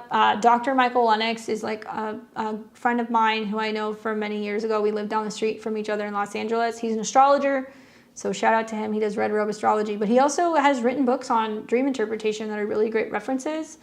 I have become obsessed with decoding my dreams through Grok. I don't know if you guys have Twitter, but I'm like probably doing it weekly. I've had a bunch of very significant dreams and I've been putting it into Grok being like, what does this mean? And like they all, when I break it down and like I decode them, they're pretty bang on. So it might be something you want to try.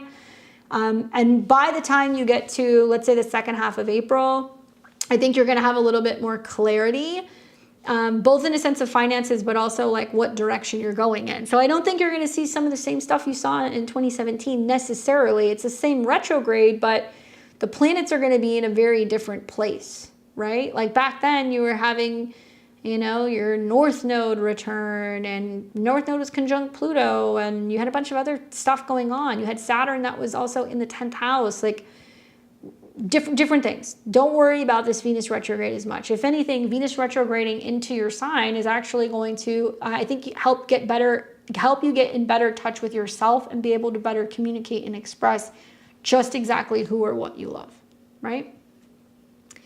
So I hope that that's helpful for you, Kimberly. Definitely cycle back. Tell me what ends up happening.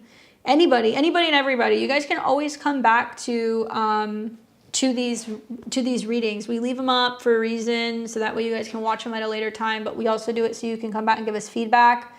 I will be back here next week doing tarot.